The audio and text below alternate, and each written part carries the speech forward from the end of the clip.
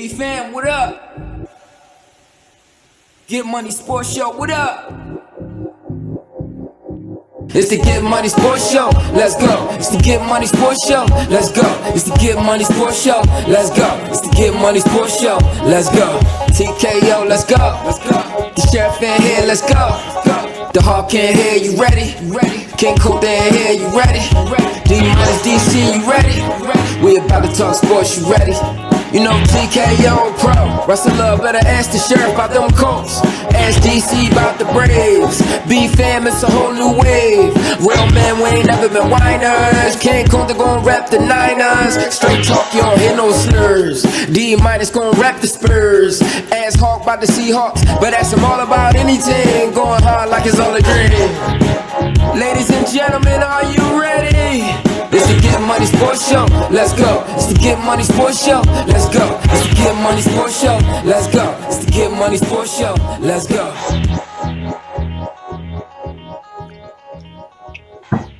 Hey, Get Money Sports Show, let's go.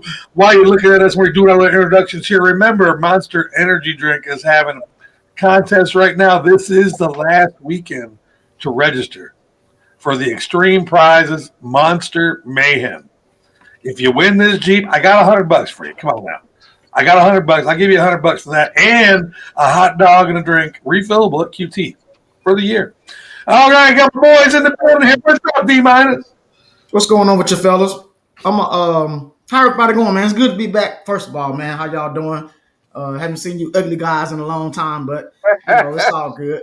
What's up, D-Minus? And we're down for King Coulter, Mr. Ugly Guy. What you doing today? Man, that's ugly. So we'll start with me. That's fine. So everybody, how y'all doing? Football season, is in the air. So glad to be on the show. It's a beautiful day today. So let's get it. Let's get this money on Get Money Sports. TKO, you're not one of the ugly ones, are you? Of course not. TKO about out of that shit. How you doing today, TKO? I'm doing great, man. Gotta take my oldest daughter driving, so that's something right there. I'm doing the same thing. Yeah, That's man. a lot more. Oh, she's doing all right, to be honest with you, man. I ain't tripping. We're gonna do more actual road drive instead of neighborhood, so we'll see what happens. And then tonight, man, we got Canelo versus Crawford. So Yes, it's on. I'm gonna take me a nap. I normally don't do that, but I'm gonna stay and get ready for tonight's fight. that made me so happy right there. Finally, somebody young is taking a nap like I do. I appreciate that. Sheriff, are you one of the ugly guys? No, sir. Can't say that I am an ugly guy, but you know what? Definitely not taking a nap today. I'm gonna enjoy my day off. So There we go. Hawk, Kuta has nobody with him. Nobody wants to be one of the ugly guys. Are you the other ugly guy in the panel? Listen, for years I have referred to myself as such. Mrs. Hawk, on the other hand, gets violently upset when I talk about myself that way because she thinks the complete opposite. So I would say no. Well, Kuta, sorry. D-Minus lied. There's only one ugly guy in the panel today. And, there's always one good thing about being number one. Yeah, but it keeps me grounded, though. It keeps me grounded. Yeah, a little bit of humility goes a long way, Yeah, it does. Oh, my God. You guys are something else. All right. Well, D-Minus said he's having a little trouble with his internet, and he's coming right now. I don't want to do his story. Here he is right here. D-Minus. What's up, fellas? There you go. Okay. So we found out of all the people you thought were ugly guys in this panel, only one guy's owning up to it. One guy? That must be the sheriff. No. wow. What's up, sheriff? Hey, what up, sheriff? What's up, man? I like the way you Just thought messing with you, sheriff. Just messing Oh, with you. my God. it was your brother. Your brother says it keeps him grounded. Oh, that's what it is. Okay, all right. I can accept that. All right, D-Minus, with your story, give me a little intro for this video, bro. So first of all, let's do this. First of all, Get Money Sports do not own the rights to this music I'm about to play. Thank you. I wanted to think about the future of football right now, man. It's for my youngest out there, man. But I want to run this clip, man, and I want my brother. I want King Kunta to lead us off when I come back off this segment. See what he think about the future of football. Y'all check this video out, man. All right, before we go to the video, there's something I noticed that other people aren't noticing. Oh, I noticed it. Oh, he's I in noticed the it. house. Different background today? Is somebody Listen. You know how you know that house is big as hell? It's echoing like a mother. Ain't nothing in that house. He don't have enough stuff to be in that house. That No. house is big as hell. No. Bro, he could yell right now. No one could hear him. Oh, you're absolutely right. This house is too big. I need to get more stuff. My brother been helping me out, man. I've been trying to get stuff in this house, man. It's so fucking huge, man. But I was trying to let the segment ride a little bit. You know, I didn't want to interrupt the segment, but as soon as you turned to him, bro, I wanted to just ruin everything. But hey, here we are. I've been over there, Hulk. So yes, it's a mansion. No, it ain't, man. And you own it. Hey, D-, and you own it. Your name's on it. Yeah, man. That was up, man. It's good. getting this house? That's it's a wake up call when you move out of an apartment into a house. Boy, I'm telling you, man. It's you don't realize how much shit you have until you move, man. Like it was so much shit that we threw away. Like, why we still have this? Like, it's crazy. All right, well, let's look at the future of football, brought to you by D- and Get Money Sports. We do not own the rights to this music, but whoever put it behind there, good job. Yes, sir. Nothing can stop me. I'm all the way up. All the way up. I'm all the way up. Hey, what was Derrick Henry? I'm all the way up. Nothing can stop me. I'm all the way up. Show what you want. Show what you need. What you need. My niggas run game. We ain't never leave. Never leave. Counting up money. We ain't never sleep. Never sleep. You got 12. I got 12 feet. I'm all the way. Show what you want. I got what you need. Show what you want. I got what you need. Show what you want. I got what you need.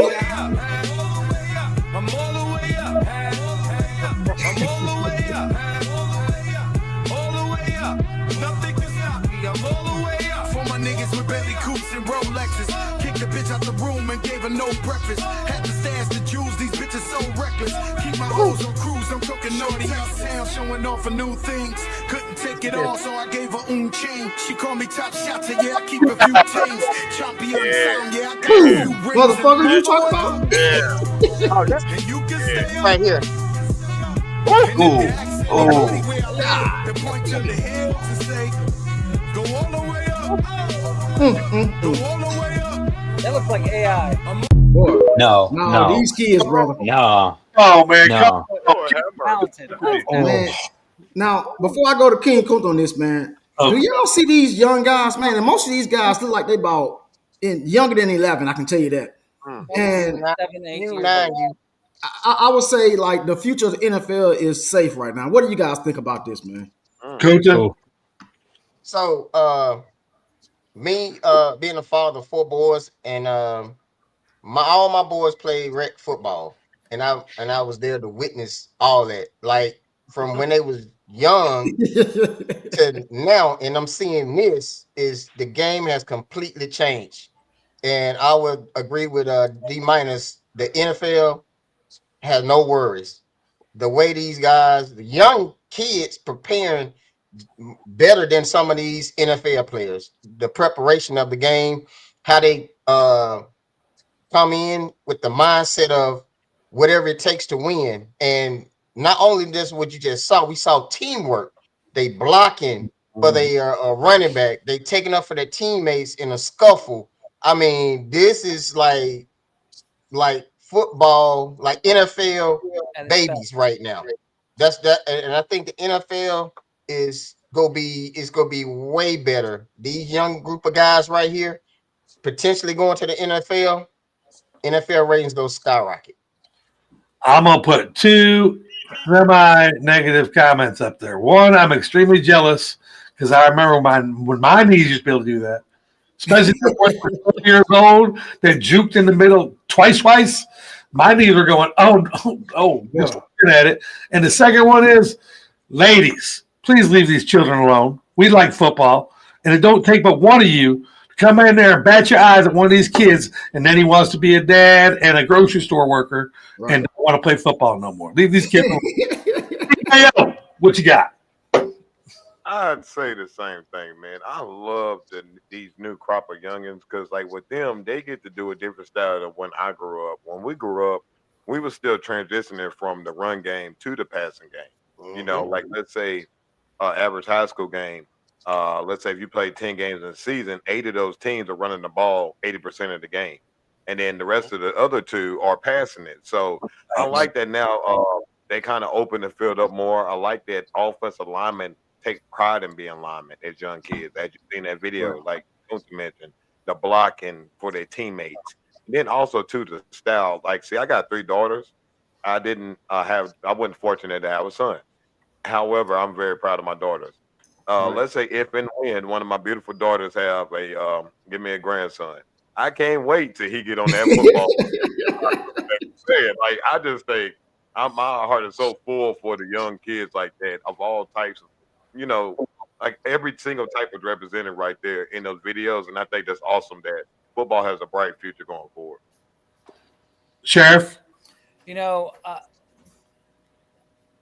can't rebuttal enough that not only is football safe and in good hands, it's gonna probably be even better moving forward. As the Mosby brothers said, I really can't.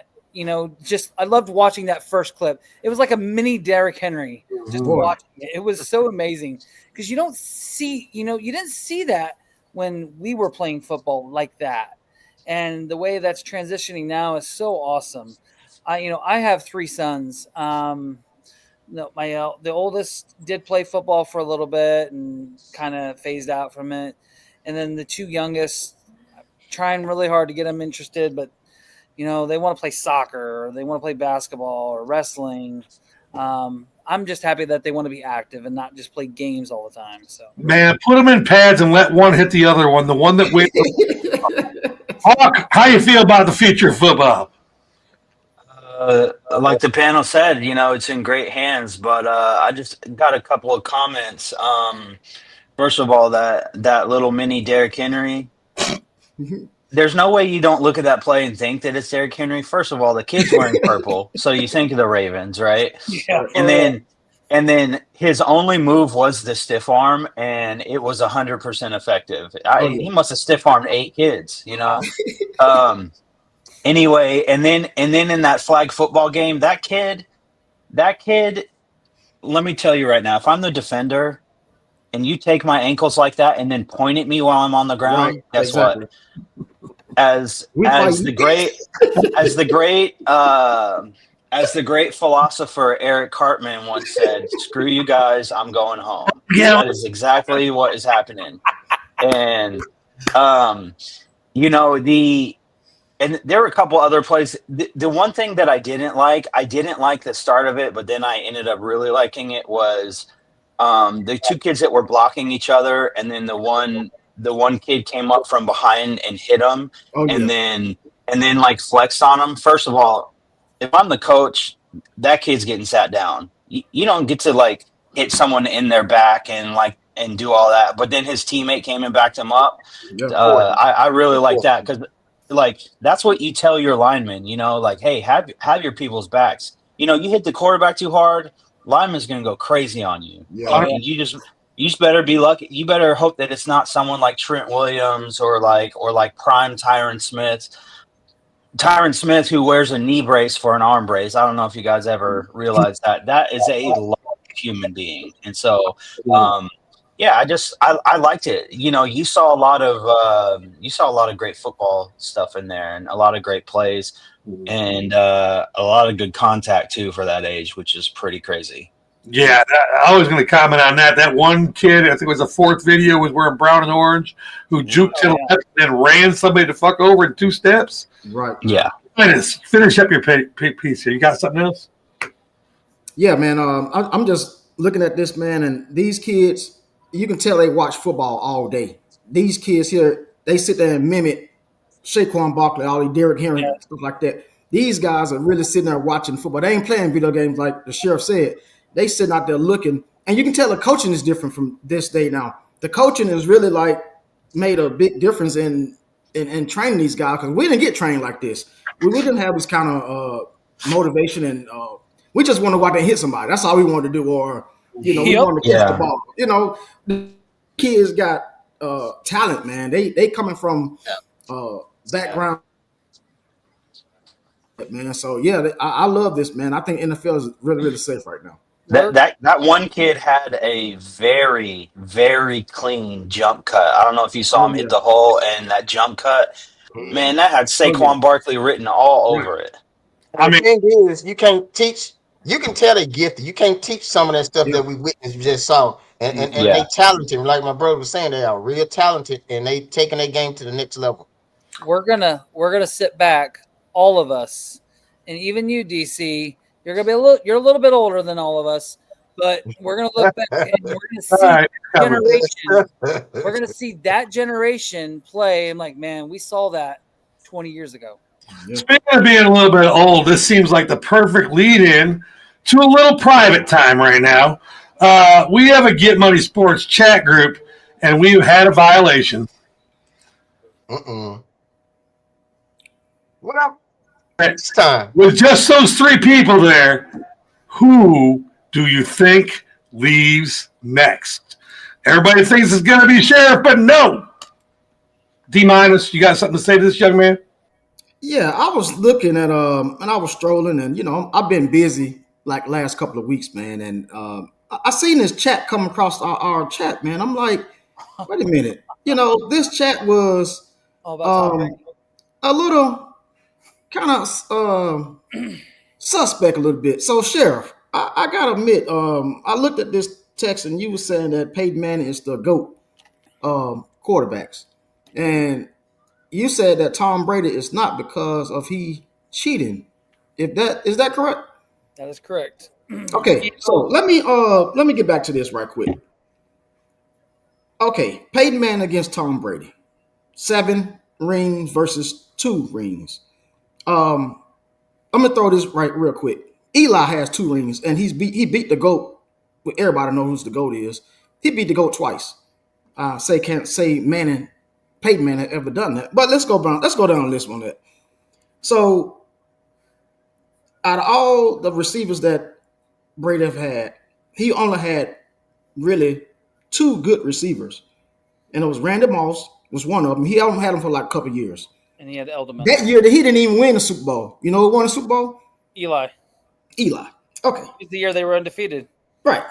That was the best receiver he ever had. Now let's go down the receivers that Tom Brady had. Now he had Troy Brown. Okay, whatever. He had Julian Edelman. Okay, Deion Branch, Wes Welker, Danny Amendola.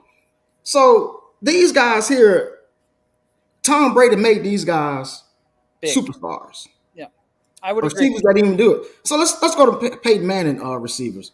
You had the great Marvin Harrison, Reggie Wayne, DeMarcus Thomas. These guys are in the Hall of Fame right now. Well, yeah, most of them Hall of Fame right now. And then don't forget Dallas Clark. But, Yep. So Manning had a lot of more weapons than Brady ever had. But Brady has 7 rings. What makes you think that Peyton Manning is better than Tom Brady? So, as I was saying in the group, his on-field, like when he was on the field, he just he could read the defenses. Brady, I don't think he could read it and call the audibles like Manning did. What? And plus, just the scandal alone. Like, I used to respect Brady so much. Like, didn't like him. Like, I respected Jordan. Didn't like him because he played for the Bulls, but I respected him. But never did I ever lose the respect after the Deflategate. He incriminated his own self. And plus, with all the other scandals with Spygate and all the other crap with Belichick, to me, it tarnishes it, like Barry Bonds and Mark McGuire and Sammy Sosa with the steroids. It just kind of tarnishes your record, in my opinion. So that's what I was going to bring up. So you're saying Barry Bonds and all them guys got tarnished because they got steroids and all that stuff, but that don't make them great? No, I mean, they're great. And Barry Bonds is one of the best. He's one of the greatest players out there. I don't care what Pete Rose, all them guys that didn't get a chance to do all that. They one of the greatest out there. That don't mean that they not great because they got caught with cheating or whatever. But you can't take that away from Tom Brady. No, I'm not taking it away. I'm just saying in my opinion, he's not the GOAT. Okay. Well, that's taking it away. Exactly. He is the GOAT. Anyways, that concludes this HR video here. TKO, what you say, TKO? Yeah, I would love to say something really quick. Go ahead, please.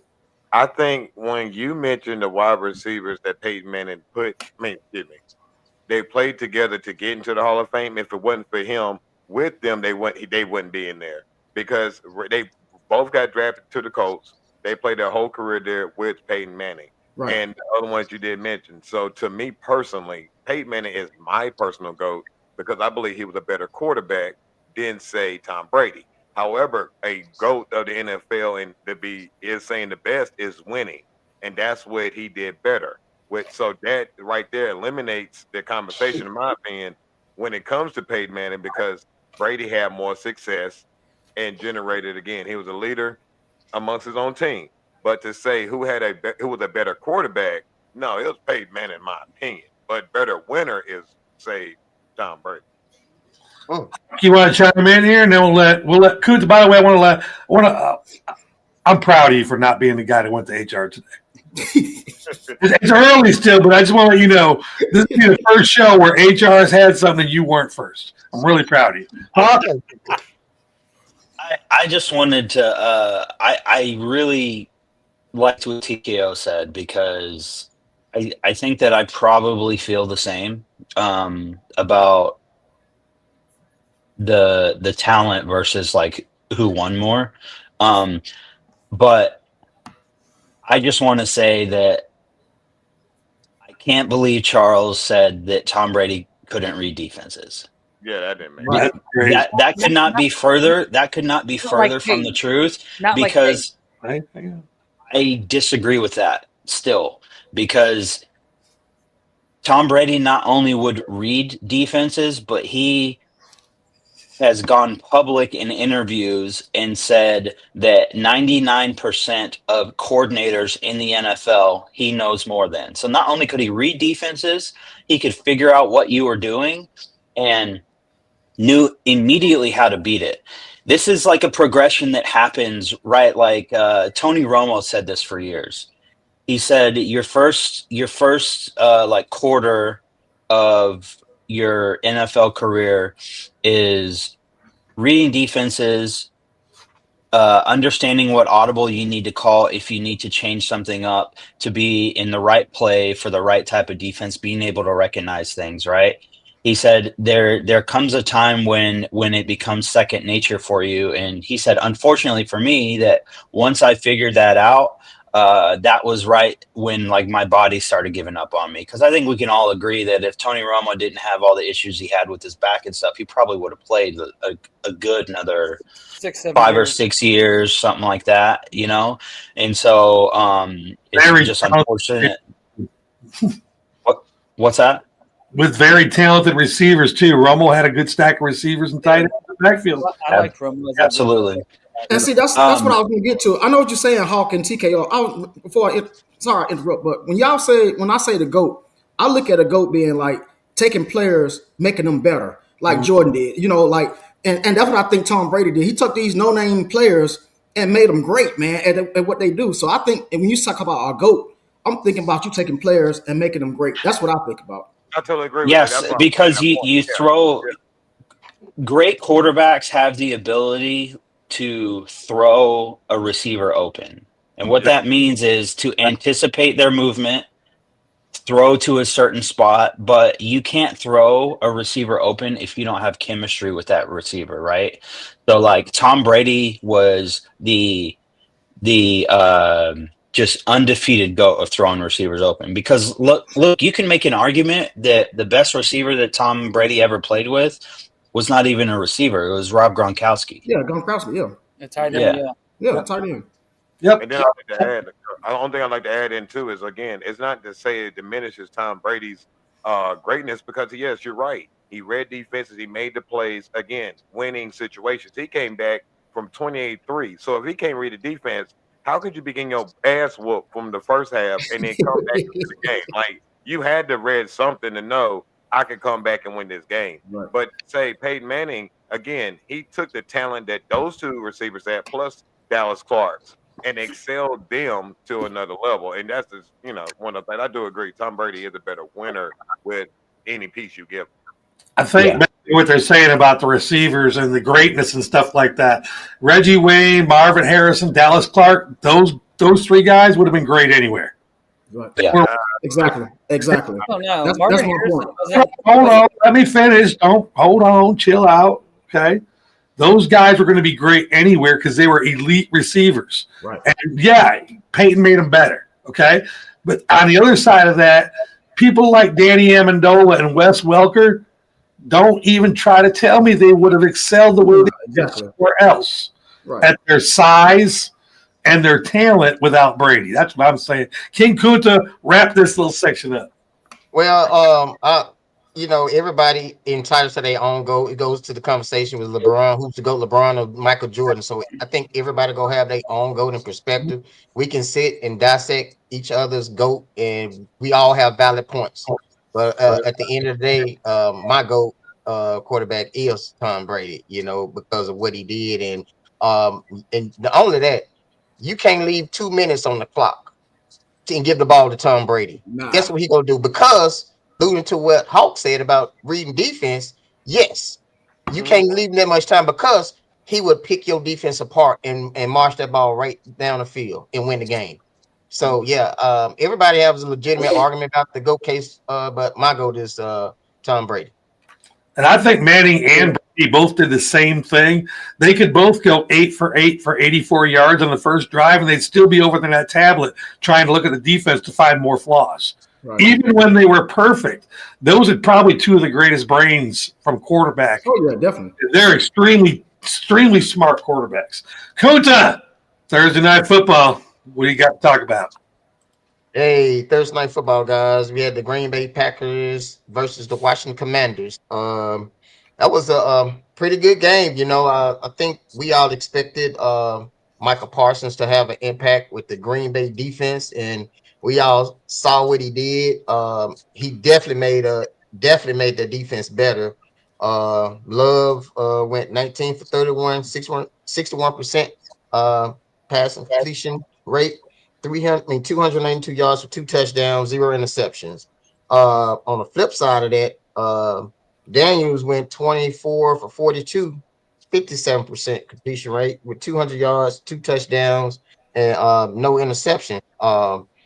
We can all agree that Green Bay, me personally, I think Green Bay now is that team to be looking out for. I think they will be the team to give the Eagles a run for their money based on their defense. I think their defense can match up with the Philadelphia Eagles defense. So I think those one of those games going to be a real defensive game. As of right now, it looks like those are the two teams right now coming out the NFC for a championship, going to the championship game. So it was a real good game, and Green Bay got some key players, and we finna see a whole new Green Bay, like the old Green Bay Packers. You guys think? Hawk, what you think about Thursday night? Thursday night was good.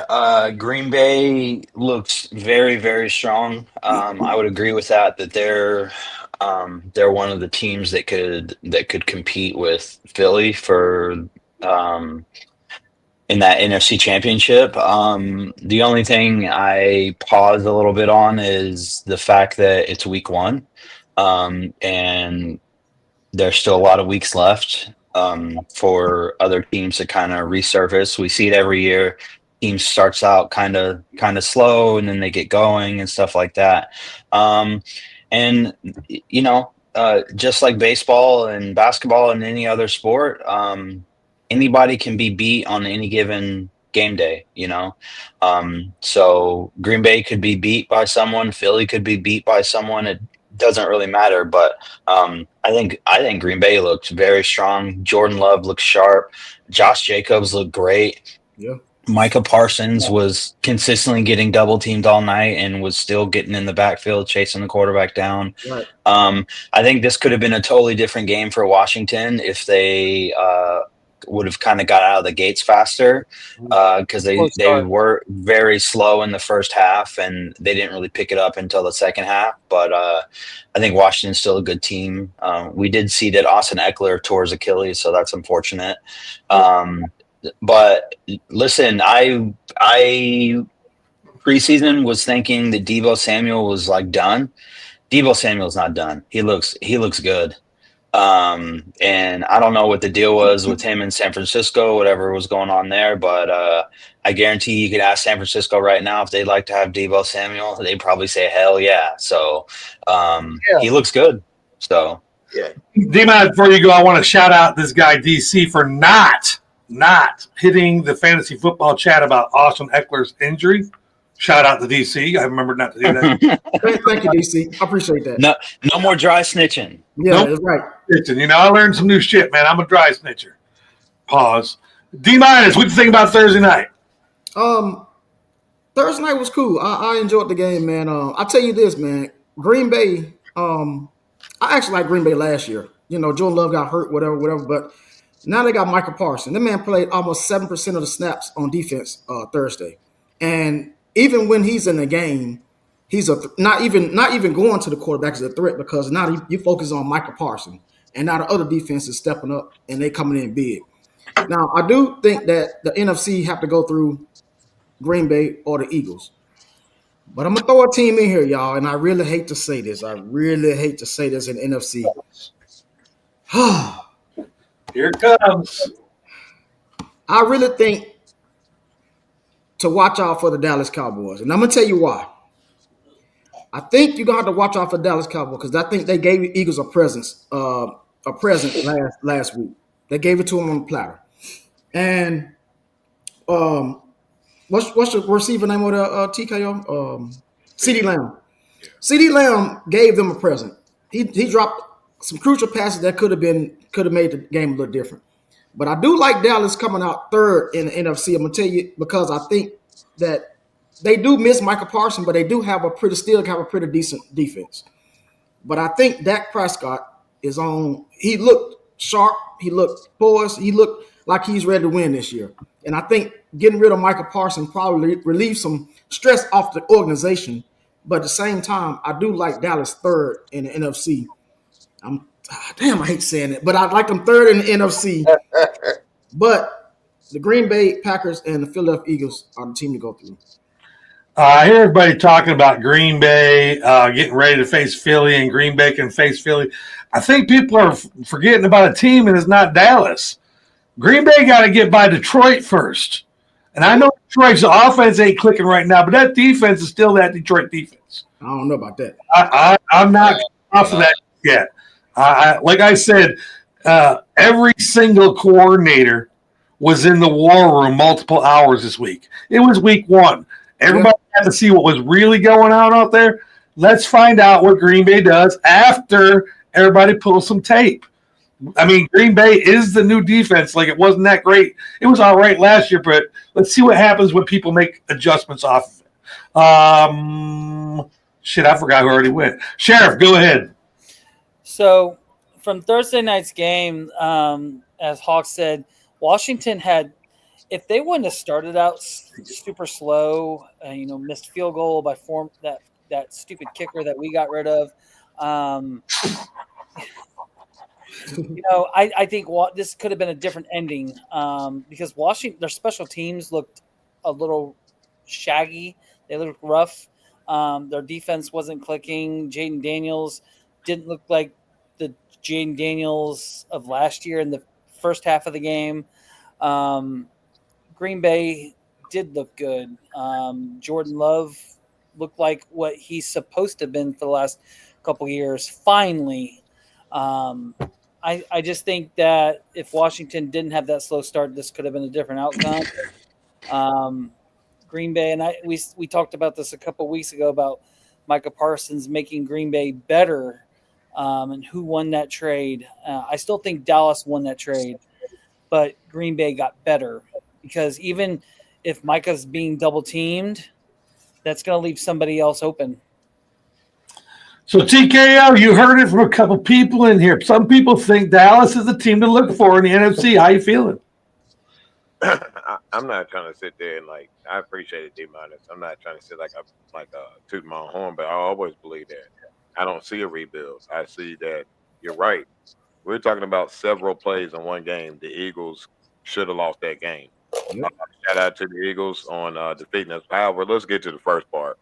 The Commanders, as I've told people several times, they got lucky last year. 6 of the games came off the last 2-minute drives of the game, and they found a way, right? That's not going to happen this year. I think offensively, they do not have enough talent on that offense. You traded away your number one running back a week or two before the season start was pretty stupid. I don't even understand why we could have done that, regardless of what McLaurin was going through. You got the money, right? So that was stupid. So, no, they're not a contender. I love how analysts like Dan Orlowski is giving opinions on Swagoo. No, excuse me, Marcus Spears. I don't know what's so swaggy about a 300-pound man wearing a suit. But you played on Dallas and you was trash, and you sit out here and you want to bash the Cowboys. I don't understand why they even have B-rated dudes talking about football. But when you sit here, you're right, D-minus. A lot of people don't understand talent and how teams are looking. Dak Prescott looks amazing. Right now, because I never seen him look that smooth. He looks confident, look like he's ready to go. So if that game was that close with the Eagles, why are people saying the Eagles should be the front runner? Where say they did not look that good because they couldn't even pass the ball no more than 100 yards the whole game. That's true. So, I really do believe that the Packers are a strong contender. I would say this: if Jordan Love flops with this team, as much as everybody building them up, is he Dak Prescott now, or are we going to keep boosting him up because he's not in Dallas? I like that statement. I like that statement.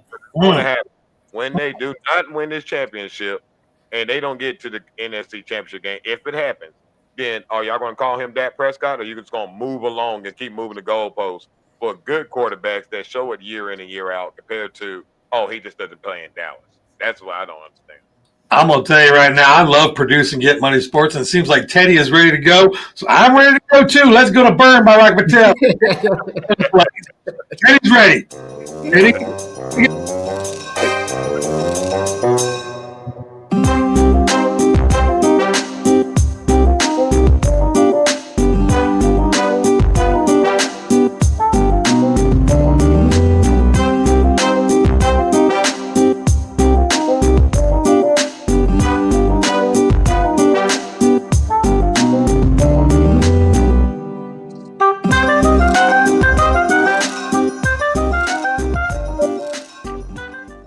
This segment is brought to you by Burn by Rocky Patel, located right here in the Battery at Truist Park, open daily from 4 to midnight, Fridays and Saturdays till 2 a.m. I found out last night that Rocky was a Houston Astros fan. Boo. The bad part, I'm with you, bro. You know what the bad part about smoking a cigar with a Houston Astro fan is when you're in his cigar lounge? When They try and smoke the whole thing at once. No, it's 11-0 in the fourth, and you got a Braves jersey on.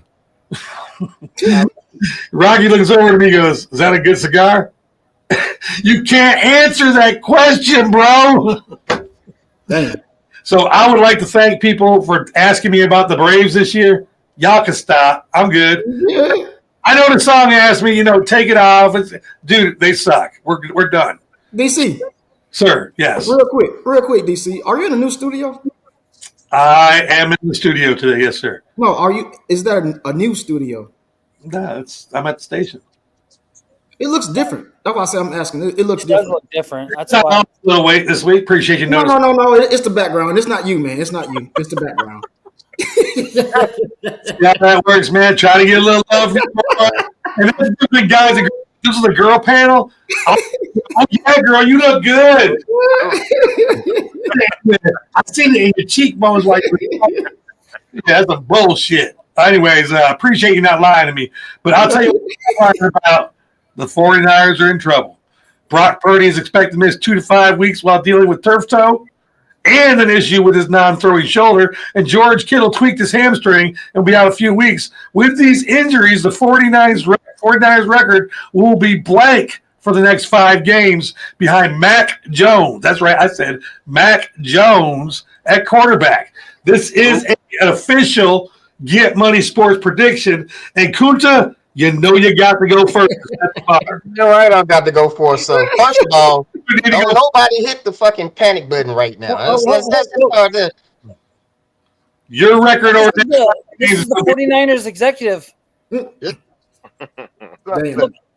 Hey, they told me to tell you, Kunta, Brian Moody's not going anywhere. Damn. I let him know. Thanks. Okay, I didn't even add Moody in there. Okay, I should. Yeah.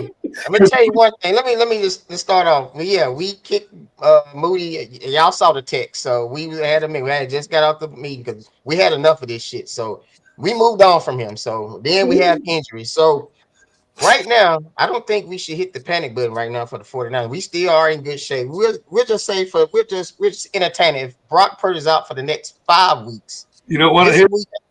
this is what we have. We got Sunday. We have the Saints away. That's a win. The next 2 games at home, we got the Cardinals, the Jags. Those are our 2 home games, and then we go away to the Rams and the Bucks. So I'm looking at a 4-2 record. What? Out of your 4-2 record. right, so there you Yeah. his Niners will be 4. It was only 5 weeks. So Listen.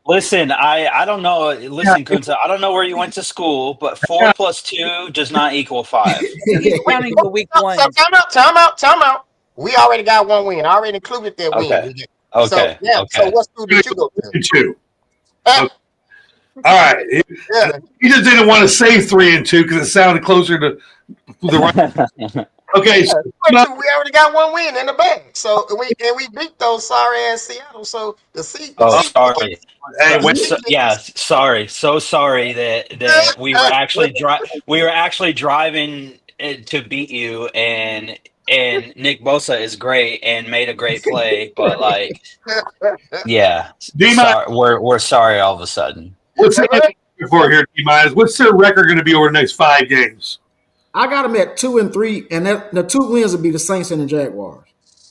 I have them at 1 and 4, with the only win being against the Saints. TKO. No respect. I got 1 and 4 as well. No respect. I'm not being funny, but I'm being realistic. The Seattle Seahawks should have won that game last week. I watched that. Like, the Hawks should have won that game, bro. Like, y'all got to Hey, you can't say shoulda. It's on y'all should have won y'all game. You're right. I take it back. You're right. This team should have won. He can't tell you your team should have won. I'm both. You gotta win. You gotta win. Yeah, my team. Sheriff, what's the Niners record over the next 5 games? I think that they beat the Saints. Duh. I think they beat the Jags. What? Me too. And that's all I think, unfortunately. I'm sorry. I think They gonna beat the Cardinals. Arizona's a better team than people realize. And I don't think that they beat the Bucks, and I don't think they beat the Rams. All right, Hawk. Some big words have been said about your sucky Seattle Seahawks. What is the 49ers record going to be over the next 5 weeks? So their next 3 games, Saints, Cardinals, and Jaguars, I consider all of those teams to be suspect. And then of the 3 of those teams, the Cardinals are the best team of those 3. At first, I was going to give them a record of 2 and 3, but because King Kunta started talking shit, they're going to go 1 and 4.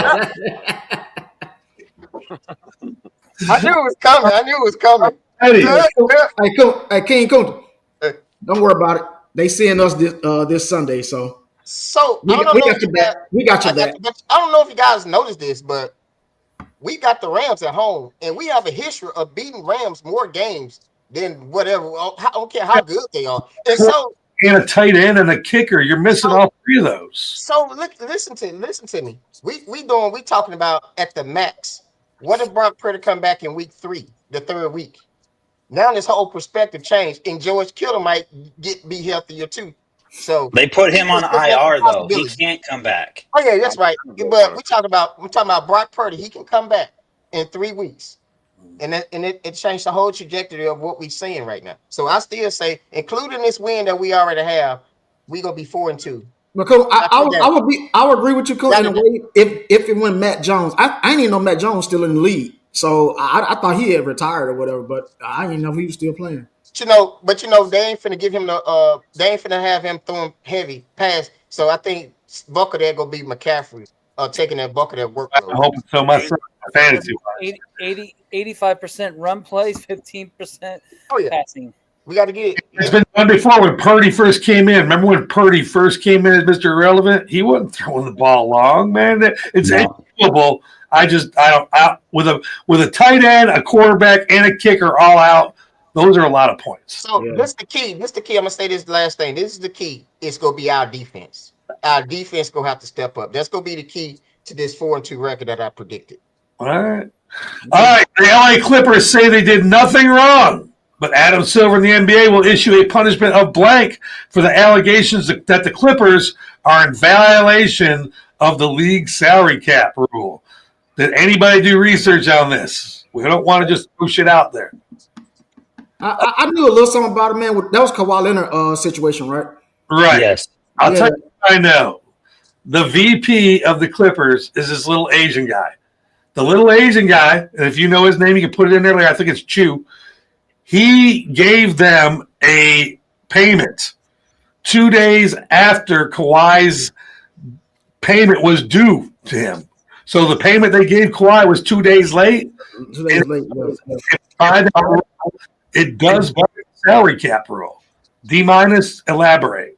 Yeah, this story is crazy, and I don't understand. It was 2 days late, which makes me like, who cares? I don't care, but I think they're gonna get a fine or maybe a draft pick or two. I'm not sure what that said, but that's all it's gonna be. Anybody else? That's about to say. They're just gonna give him a fine, maybe give Kawhi a couple of games because he was complicit. You know, you're looking at 25 at the most, but the thing would be he wasn't gonna play 25 games anyway. So Right. Oh, yeah. You know what I mean? Right by that shit.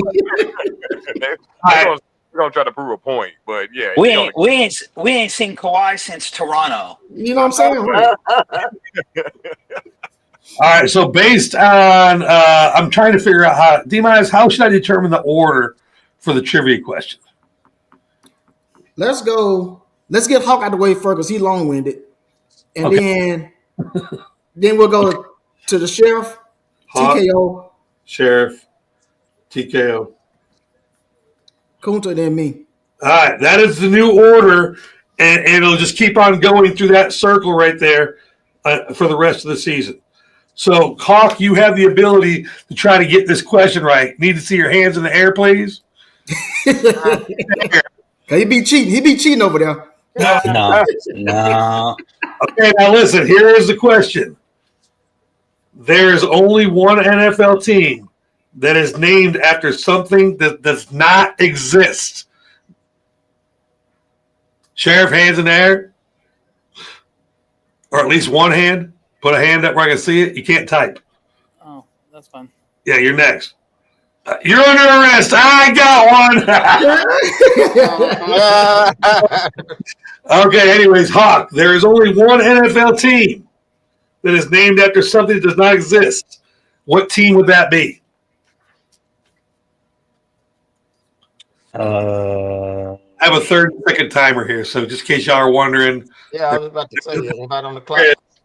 There is, and there will be a reward at the end of the year for this trivia stuff at Christmas time. You have 10 seconds. Wow. It's only 30 seconds. LA Ram. I know that's not right, but yeah, I just had to throw something in there. Down there, Sheriff. There is only one NFL team that is named after something that does not exist. What team is that? Tennessee Titans. That is incorrect. There's definitely a Titan. Titan. Okay, he is out. TKO. There's one NFL team that is named after something that does not exist. The Browns. The Browns, and TKO scores the first trivia point of the year. Next week, King Kunta will go first. Hey, let me ask you a question. Sir.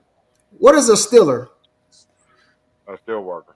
It's actually Steel worker, yeah. steel worker. No, I know a steel worker, but I'm saying that's if you look at that, Suspect. Okay, yeah, a suspect. couple of suspects out there. Packers are one. What's the Packers are people that pack, So I'm with you, Pause. You know, I'm not packing shit. I'm not a packer.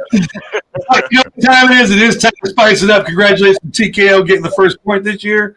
We'll have another question next week, and King Kuda will be going first. Nice TKO. Nice. You know I'm going to get you, Kunta. Be ready. So I got to get in my encyclopedias and dictionary and all that. It's going to be a hard one.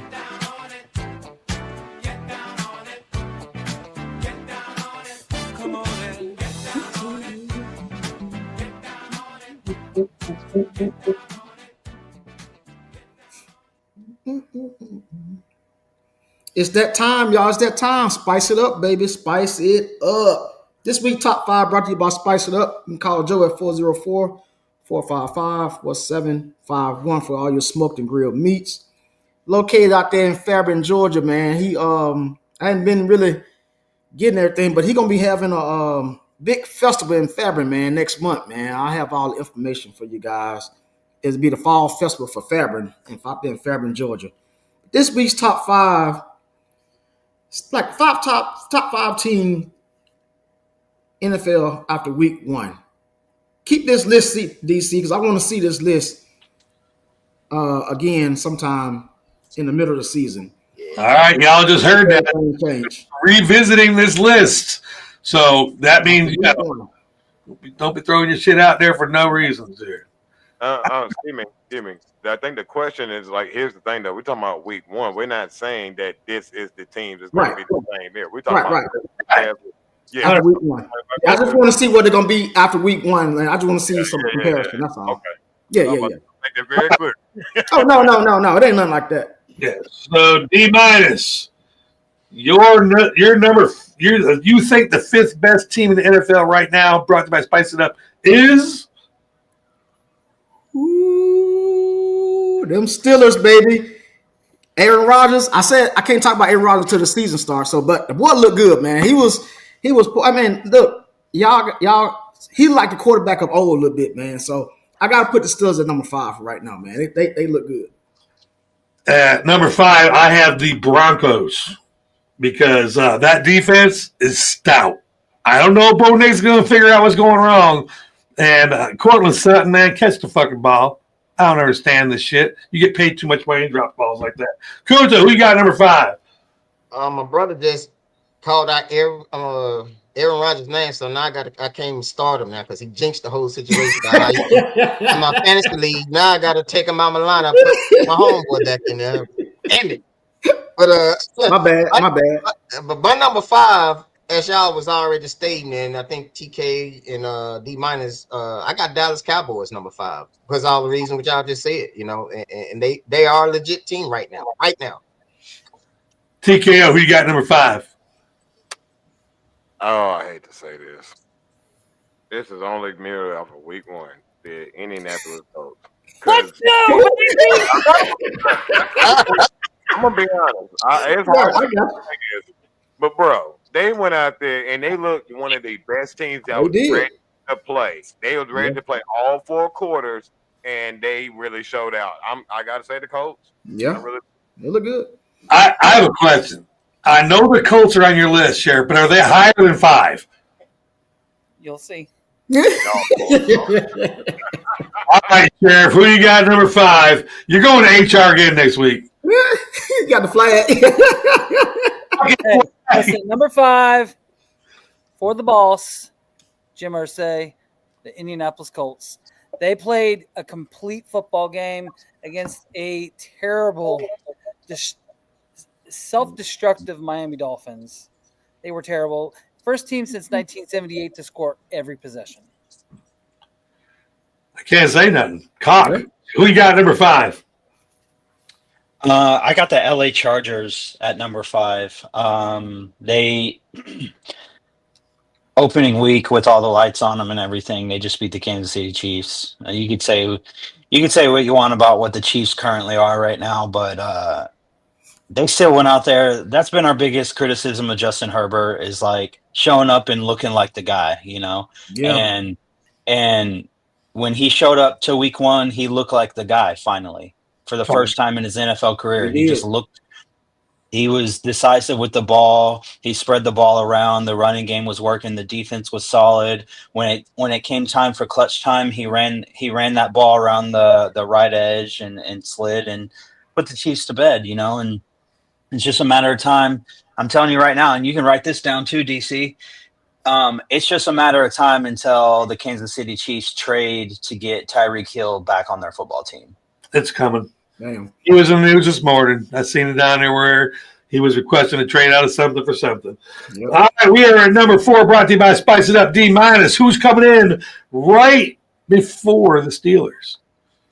I got the Colts, man. And the reason I got the Colts is because that Daniel Jones, I thought he was done, man. Like, he made Miami look like they was an elementary team, man. Like, I even bet against the Colts. I lost that shit, but, it is what it is. But I like the Colts at 4, man. I lost that game as well, but I'm not putting the Colts on my list because there's no tape on Danny Dimes, and the Dolphins fucking suck. I don't understand. I thought the Colts suck worse. I was wrong. You guys are giving these Colts way too much credit. Danny Dimes is still Danny. After week one. One. But I'll tell you who's not a fluke anymore. It's not Danny Dimes. It's Justin Herbert. That motherfucker runs. He runs. I have not seen him run since college days. I was very impressed with the Chargers. Yep. But this week on Monday Night Football, I'll probably still be impressed, but I'm hoping my guys can win. Kuta, who you got number 4? I got the Baltimore Ravens. They was one fumble away from just starting out with 1-0, but I still think you still can't underestimate the Baltimore Ravens with the talent that they have. The defense a little bit suspect, but I still think they go bounce back and beat the Browns. I think they go finally get it together, but I still think they're still one of the best teams in the NFL. Can you watch tape enough to find out how to tackle Derrick Henry? I mean, it's been like 20 years since he's been in here, and he's still running motherfuckers over. Do they not teach you in tape how to tackle his ass? So, DC, Derrick Henry's a beast. Everybody knows that. But he has one problem. He fumbles the balls a lot. So, it's a way to tackle him. Strip that fucking ball out of his hand. That's the only way you're going to be able to do it. And he proved it against Buffalo. Yeah. TKO, who you got number 4? I got another tough, gritty game. They bounced back several times, and the old man found a way. Them Steelers are tough, man. I mean, that is a tough team. I like them in that first week's game. Shout out to, I thought Aaron Rodgers was always going to be a good pickup, but DK looked good. Austin looked good. Very, very good team. I like that. Sheriff, who you got number 4? I have the Denver Broncos at number 4. Their defense is stout. I'm hoping that we can expose them tomorrow afternoon. Because Bo Nix I don't think their offense has it. They're not even close to having that figured out, but their defense is pretty stout. So let me ask you a question now. Okay, I'm an asshole, okay? If the Colts had a great game and you got them the 5th best team and the Broncos are the 4th best team, you're basically saying y'all are going to lose this week. Just say it. Nope. The Colts are going to win. That work. If the Broncos are the 4th best team on your list. That was good, DC. How you pick the Colts today? Number 5 on your fucking list. You gave him a chance to ask him if it's higher or lower on his list. You gave him a chance. We know what? He might not pick him yet. We don't know. For the football picks. That's just crazy. Hawk, you know I love you, bro, but I'm an asshole. You got number 4. Number 4 for me is the Green Bay Packers. Week 1 was not a good measuring stick for them because they just won and there wasn't anything to go off of, right? But then they go out and they play a team like Washington that a lot of people expect to be a playoff team coming out of the NFC, and they took care of business. Outside of the score, they did what they do. They ran the ball well. They threw the ball well. What's that guy's name? That tight end, Kraft. He had a hell of a game. Yep. And so they just look good. Bottom line, and if you think about the rest of my list is going to go off of teams that are normally there. It's we're not doing this whole Cinderella thing. Green Bay is normally in the conversation for a playoff spot, either a really good team or competing with some of the really good teams to be in the playoffs. So yeah, that's why I have Green Bay at 4. I think Green Bay has the scariest receiving core of all because, like, after that game, Matthew Golden had 3 targets, 2 catches. This kid's a stud. They have so much talent. They can't even got time to get him the ball. Yeah. The wide receiver 3, they have a very good offensive core. Oh And- yeah, they do. Yeah, I'm with you, dude. I think their offensive core, as long as Love can just keep the ball accurate, they could have a great year. Plus the defense. D minus, who you got number 3? Them sorry ass Chargers, but they looked like Herbert, like Hawk was saying. Herbert looked like he was an all-star quarterback out there, man. Like that boy looked like he was. And when I first year I drafted him in the fantasy, he just was trash ever since then. But he looked really, really good. If he keep going like this, Chargers gonna be a team to mess with. I got him 3. I can't disagree with you there. I had him at 4, and number 3, I got the Steelers, man. I'm gonna tell you what. I know a lot of Steeler fans weren't on board with Aaron Rodgers. Y'all motherfuckers singing now, though. You should have seen my son coming to my house. 4 touchdown, motherfucker!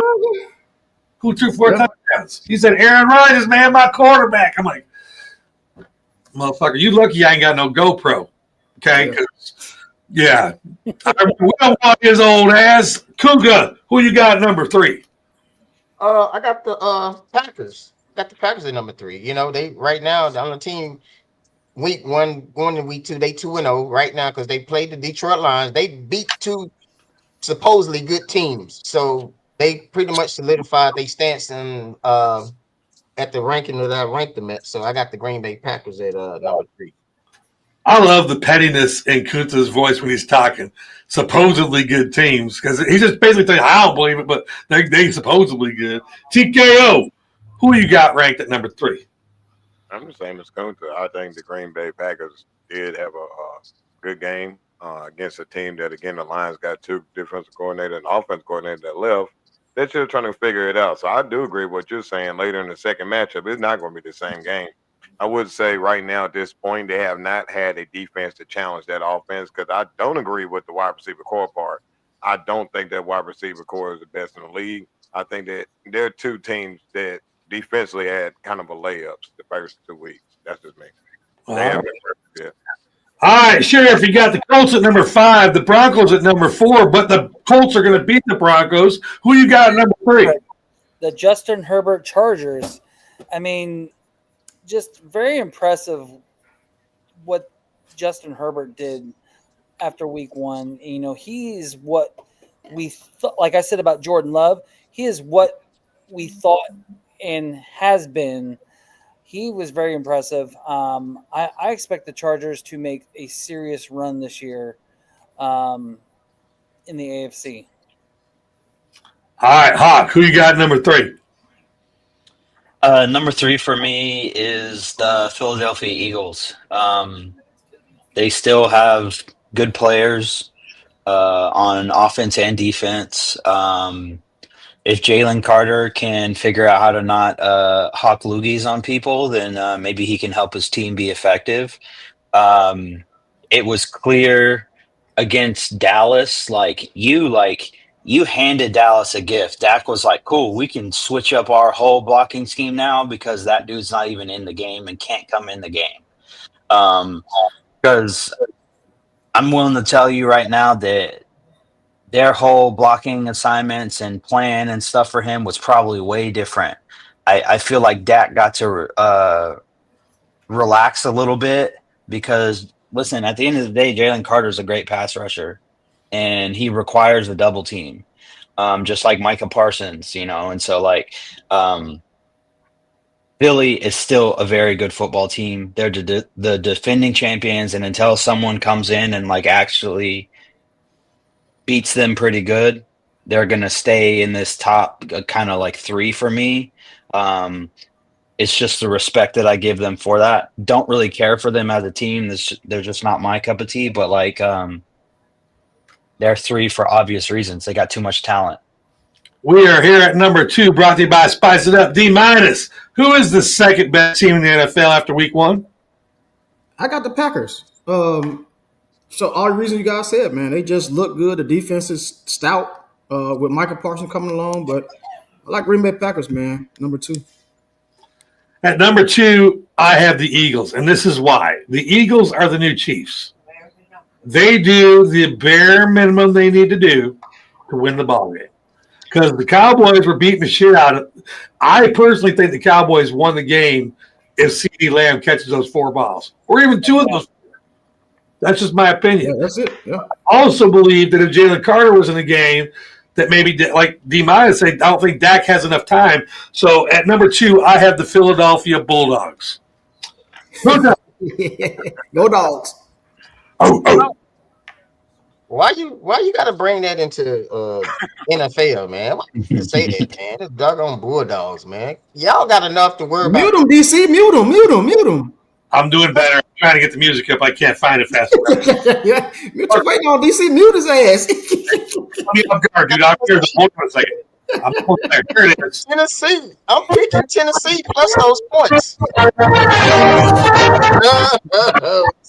you go, baby. Oh my gosh. Kuta.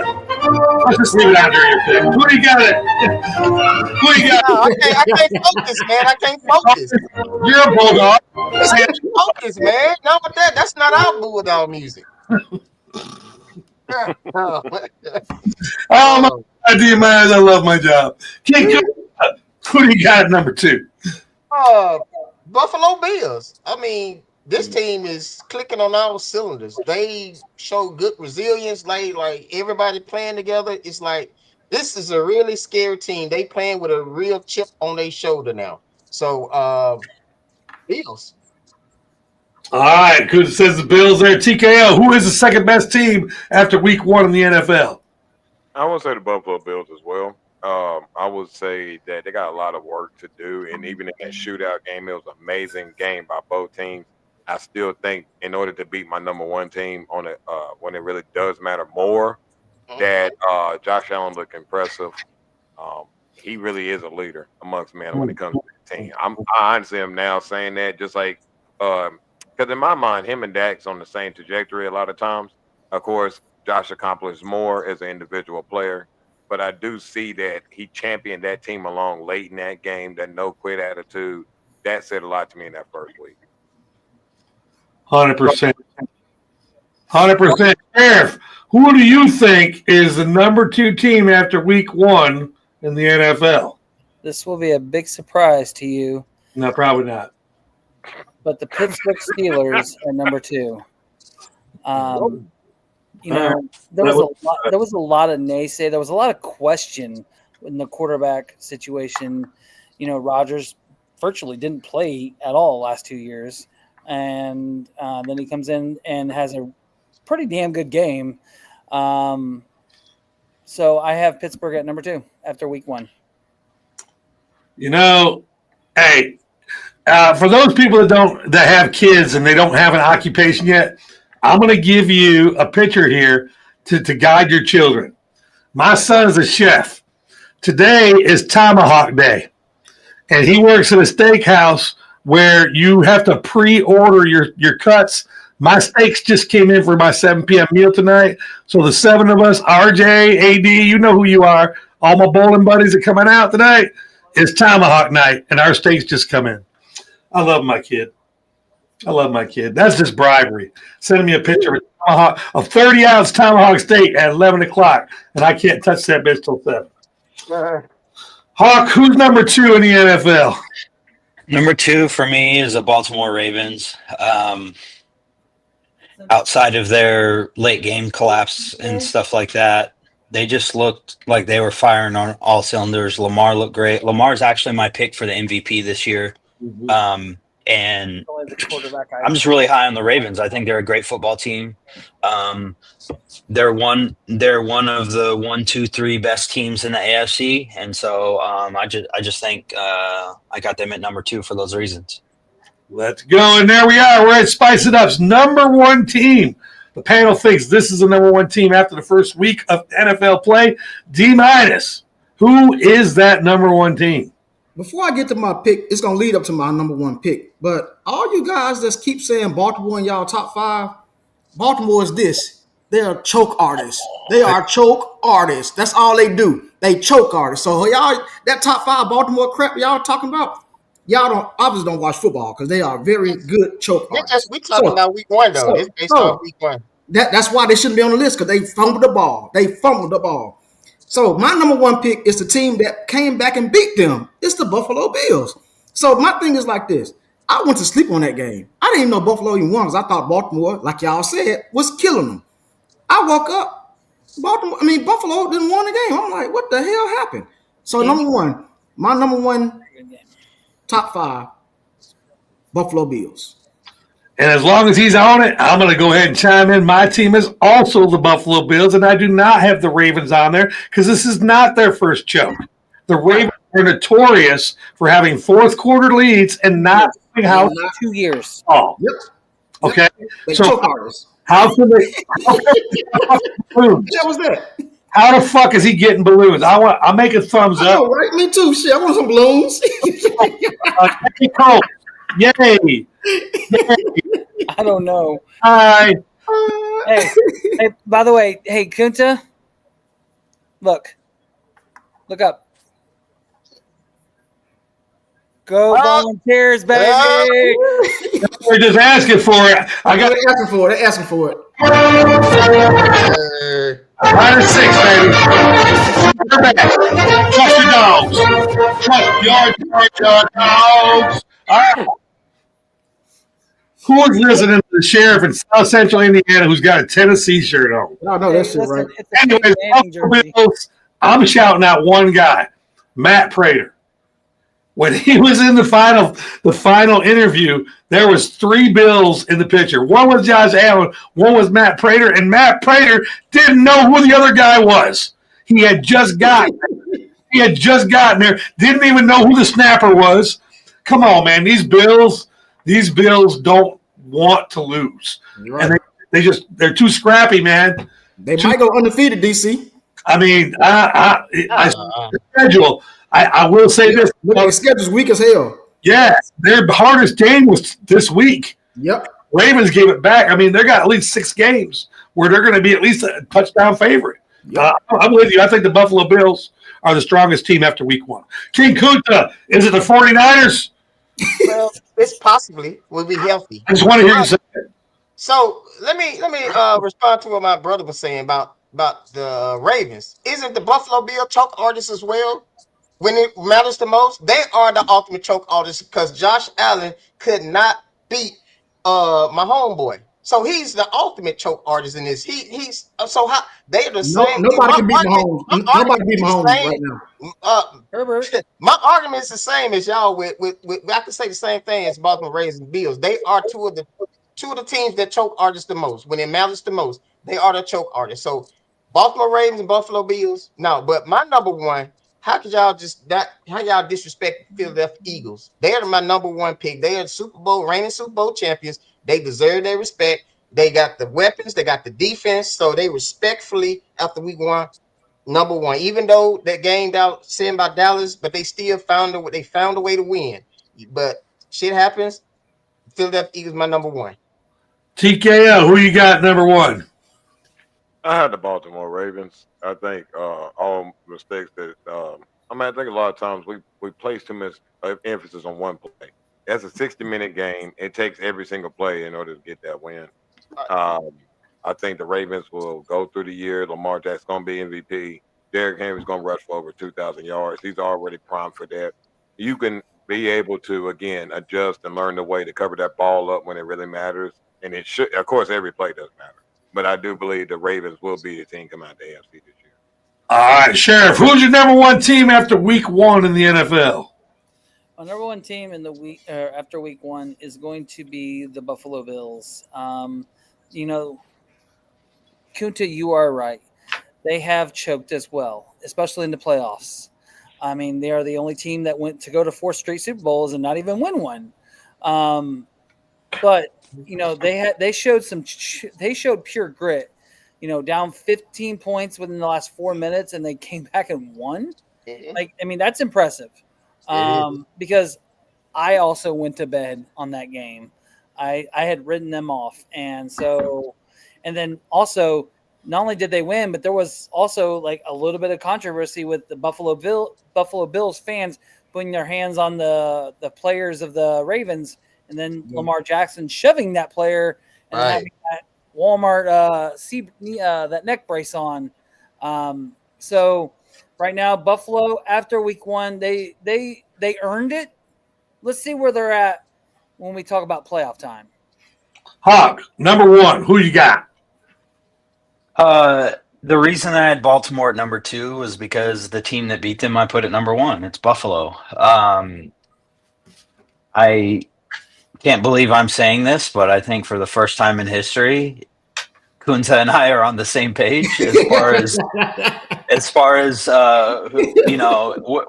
we're handing out awards for choke artists.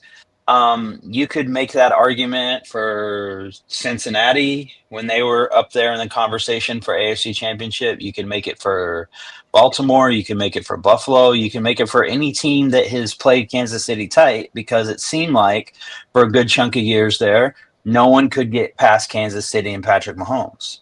They had the weapons. They had the genius play caller, legendary coach, all that good stuff. It had the superstar Tyreek Hill, Travis Kelce, all the guys that were there that were making plays. So you could really throw out that blame for any team that matched up against him in the AFC Championship. And last time I checked, when I was younger, I was watching a program on NFL Network, and they were talking about those Super Bowls that the Bills went to back in the day. And this guy said, yeah, the word Bills is actually an acronym, and it stands for Boy, I Love Losing Super Bowls. So, they have a history of choking. And so, sometimes you run into great players. It happens in every sport. How do you think all these players that ran into Steph Curry or ran into MJ back in the day, or ran into Tim Duncan, or, in the Spurs dynasty and all that type of stuff? Sometimes you run into people that are better than you, and First of all, what it is. Hold on. DC, sorry about this. Let me address this right quick. I'm talking about after week 1. Now, I did say they are choke artists for real. After week 1, they should not be on your top 5 list. That's just my opinion. But that's your top 5. But after week 1, you can say that as much as you want, but the facts remain. Baltimore has a great team. They have players. You have Lamar Jackson, who is a multiple-time MVP. You have a good head coach. You have a good tight end. I didn't say that. You have a great running back. Okay, but I'm just saying. I said after week 1, though. So we can sit here and say that the Pittsburgh Steelers or the Indianapolis Colts, who are not consistently on the top 5 and not consistently these teams that are known for being a top 5 team, at least over the last couple of years. So we can put those teams on the top 5.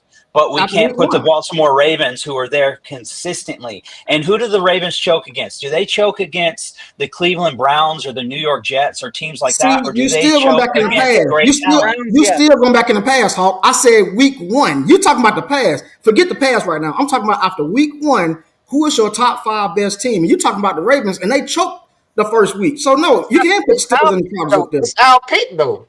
I know. I thought I said. I said after week 1. Y'all going back in the past. I ain't talking about. I'm talking about after week 1. They are choke artists. That's all. Yeah, we will definitely revisit the Baltimore Ravens before this football season's over. I can see a story in here that people want to argue about. Can't stand Baltimore. Baltimore suck. All right, it's nation, baby. The division. Still a nation, baby. Division. Still a nation. That's what it is right there. That's what it is, Hawk.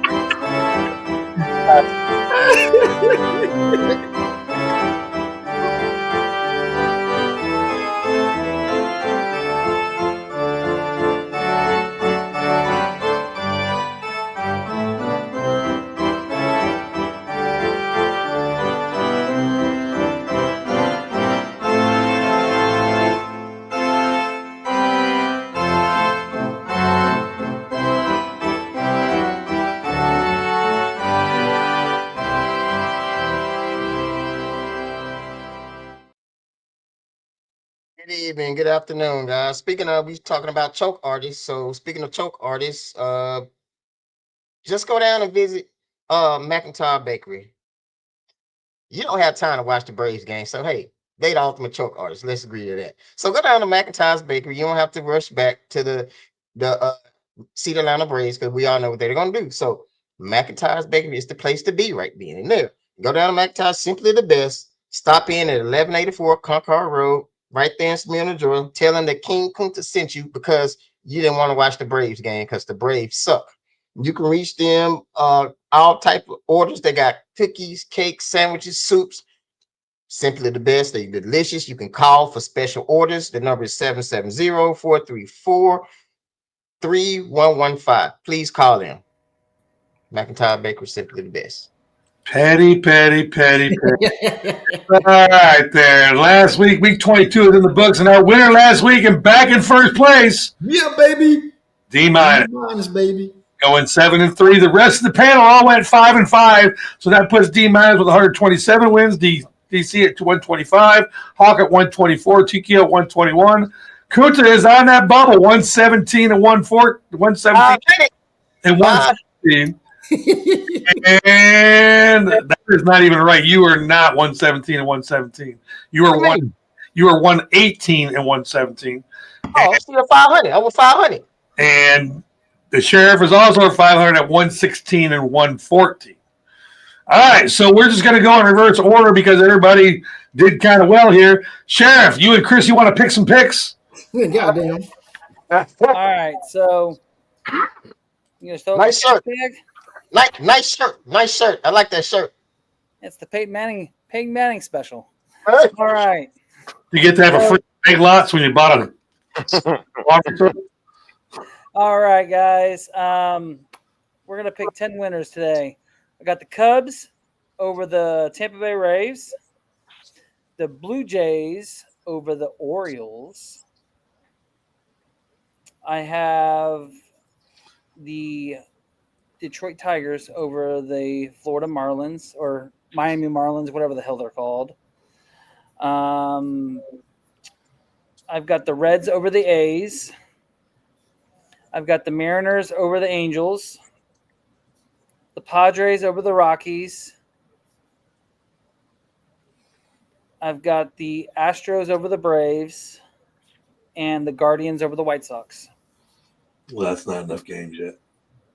1, 2, That's 8. It's only 8. 4. Oh, shit. I've got the D-backs over the Twins. And then Yankees over the Red Sox. All right, so the sheriff was going Yankees, D-backs, Guardians, Astros, Padres, Mariners, Reds, Tigers, Blue Jays, and the Cubbies. Hawk, what you got today? Okay, I'll take the Cubs over the Rays, Blue Jays over the Orioles, Yankees over the Red Sox, Rangers. Oh, slow down there, King Wasabi. Okay. All right, Cubs, Blue Jays, Yankees. I appreciate you speeding up a little bit. I got to write them out, though. Okay. Rangers over the Mets, Royals over the Phillies, Guardians over the White Sox, Astros over the Braves, Brewers over the Cardinals,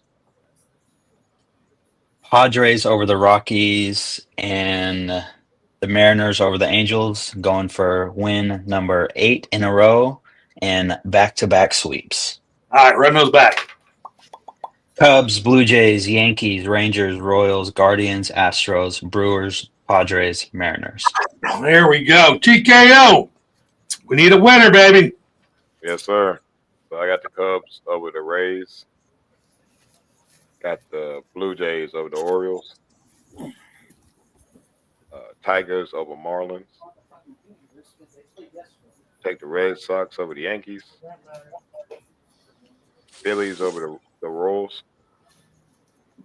The Astros over the Braves. Brewers over the Cardinals. The Padres over the Rockies. Dodgers over Giants. And the A's over the Reds. Run them back one time, please. Real quick. So I'm gonna do Cubs, Blue Jays, Tigers, Red Sox, Phillies, Astros, Brewers, Padres, Dodgers, A's. There you go. There you go. Kuta, you ready there? Yeah, you are. Okay, there you are. There. King Kutas. All right. So I'm like the sheriff. Let's get a 10-0 win today. Let's go with the Cubs over the Rays, Blue Jays over the Orioles, Tigers over the Marlins, Phillies over the Royals, Guardians over the White Sox, D-backs over the Twins, the Brewers over the Cardinals, Padres over the Rockets. Please, God, don't let the Rockets win because these teams just. Padres over the Rockies, Mariners over the Angels, and the Reds over the A's. All right, So that's the Cubs, Blue Jays, Tigers, Phillies, Guardians, D-backs, the Brewers, Padres, Mariners, and the Reds. All right, I'm running out of weeks here. I got to catch D minus. I'm 2 games behind. Y'all know DC buckles down when it's time. So these picks should be rather good. I got the Cubs. I got the Blue Jays. I got the Tigers. I got the Phillies. I got the Guardians. I got the Brewers. I got the Padres. I got the Dodgers. I got the Mariners. And those slumping Mets are going to win today against the Rangers. So Blue Jays, Tigers, Phillies, Guardians, Brewers, Padres, Dodgers, Mariners, Mets. Now on to our leader with a 2-game lead, D minus. What you thinking today? Yeah, let me get the Rays. Let me get the Blue Jays. Let me get the Tigers, Red Sox, Mets, Philly, the Guardians, D-backs, the Brewers, and the Padres. Run that back one time, please. Rays, Blue Jays, Tigers, Red Sox, Mets, Philly, Guardians, D-backs, Brewers, and Padres. There you have it. There you have it. You know what that means? That must be time to go to our next segment. It's all about that college football. Football is here. And, you know, as long as football is going to be here, there's only one song that matters.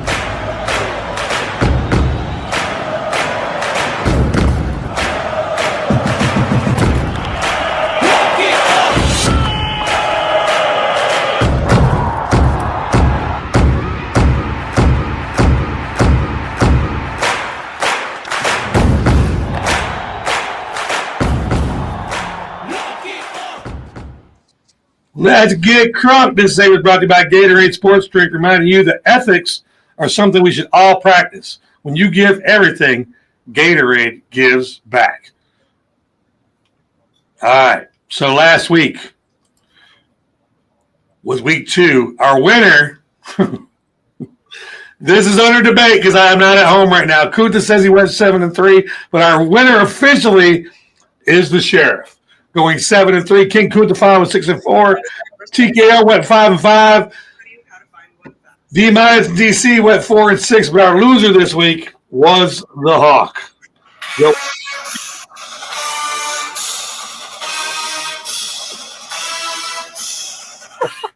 I can't hear nothing. What was that? Did somebody? D minus, did you hear something?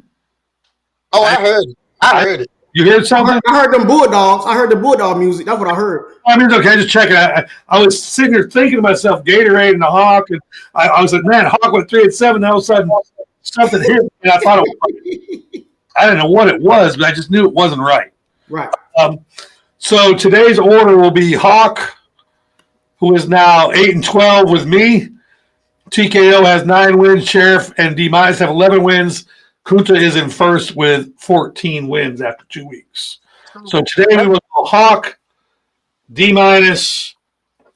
DC, TKO, Kunta, and then by some miraculous thing, the Sheriff will go last because he was the winner this week. So let me say something right quick. I screenshot you my picks and you didn't cross-reference it to verify that I went 7-3.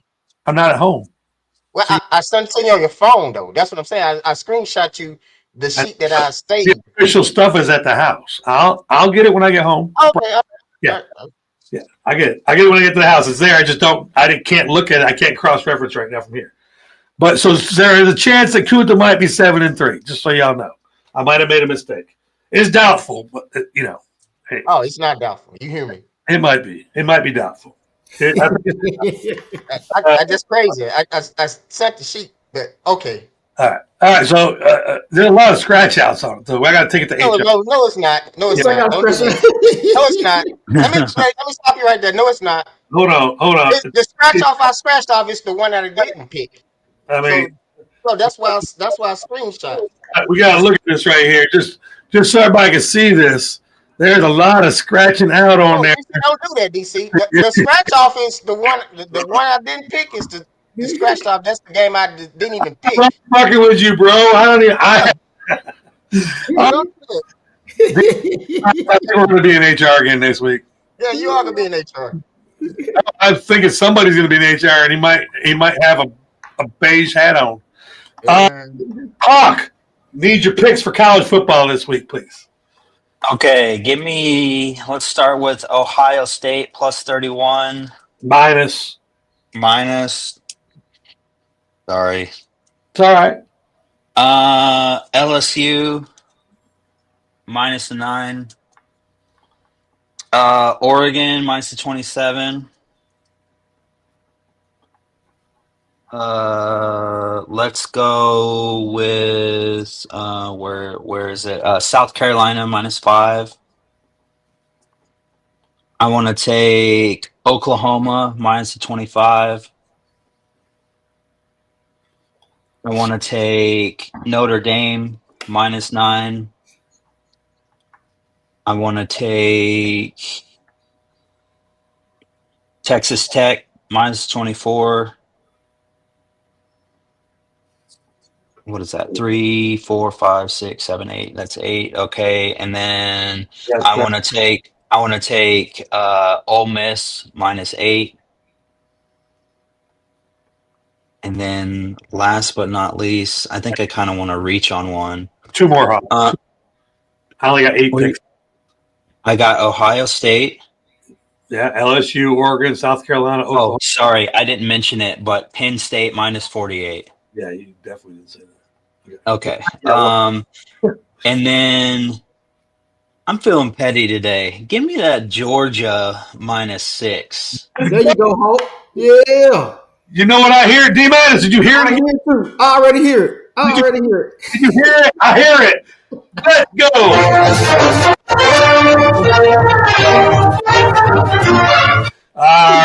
Look at TKO. TKO like, y'all crazy. I mean, one day he's going to get on the bus. It's all right. Everybody will get on the bus eventually. That's the goal here, to get everybody together. D-, speaking about being together, we both went 4 and 6. Let's both rebound on that. Yeah, we got to, man. So I'm going to take Ohio State minus 31. Give me LSU minus the 9. I'll take the Oregon minus the 27. I'll take Illinois minus the 27. Give me Georgia Tech to upset Clemson, baby. Let me get Oklahoma minus the 25. Points is that one right there? Huh? How many points did Georgia Tech get? 6. +6. Thank you. +6, yeah. +6. Oklahoma minus a 25. Let me get Texas A&M plus the 9 over Notre Dame. Let me get, even though Ole Miss kind of like messed the points up last week, I'm going to get them again at minus 8. And then Two give more. me South Florida plus the 15 over Miami. One more. Texas A&M, Oklahoma, Georgia Tech. Oh, South Carolina minus the 5.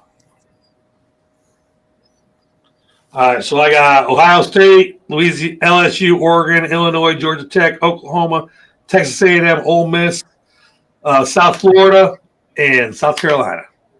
Let's go, baby. All right, there you go. South Florida's sneaky. Yeah, that's what I said. That's why I took them points. They are sneaky. I totally agree with you. All right, here we go. OSU minus 31. Penn State minus 48. LSU minus 9.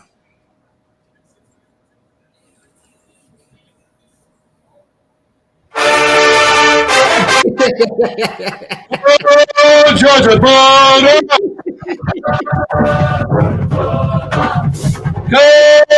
Georgia Bulldogs! Georgia Bulldogs minus 6 against Tennessee. Texas minus 36. South Carolina minus 5. I also agree with the minus Texas A&M plus 9 at Notre Dame. I do not agree with them with South Florida. Give me Miami minus 15. Texas Tech minus 15. And give me Michigan minus 27. I lost last week. I think they're going to beat the hell out of Central Michigan. Give me a Michigan minus them 27 points. Next player's on the clock. TKO. TKO, do you want me to play a song for you too with Georgia? Will you pick Georgia? He said, no, I'm good. Figured just Polite. Trying to be polite. no, we're running late on time. No, I got Ohio State minus 31. I got Oregon minus 27. I do have the Georgia Bulldogs minus 6. Excuse the song. No, you fool. No, that ain't how it works.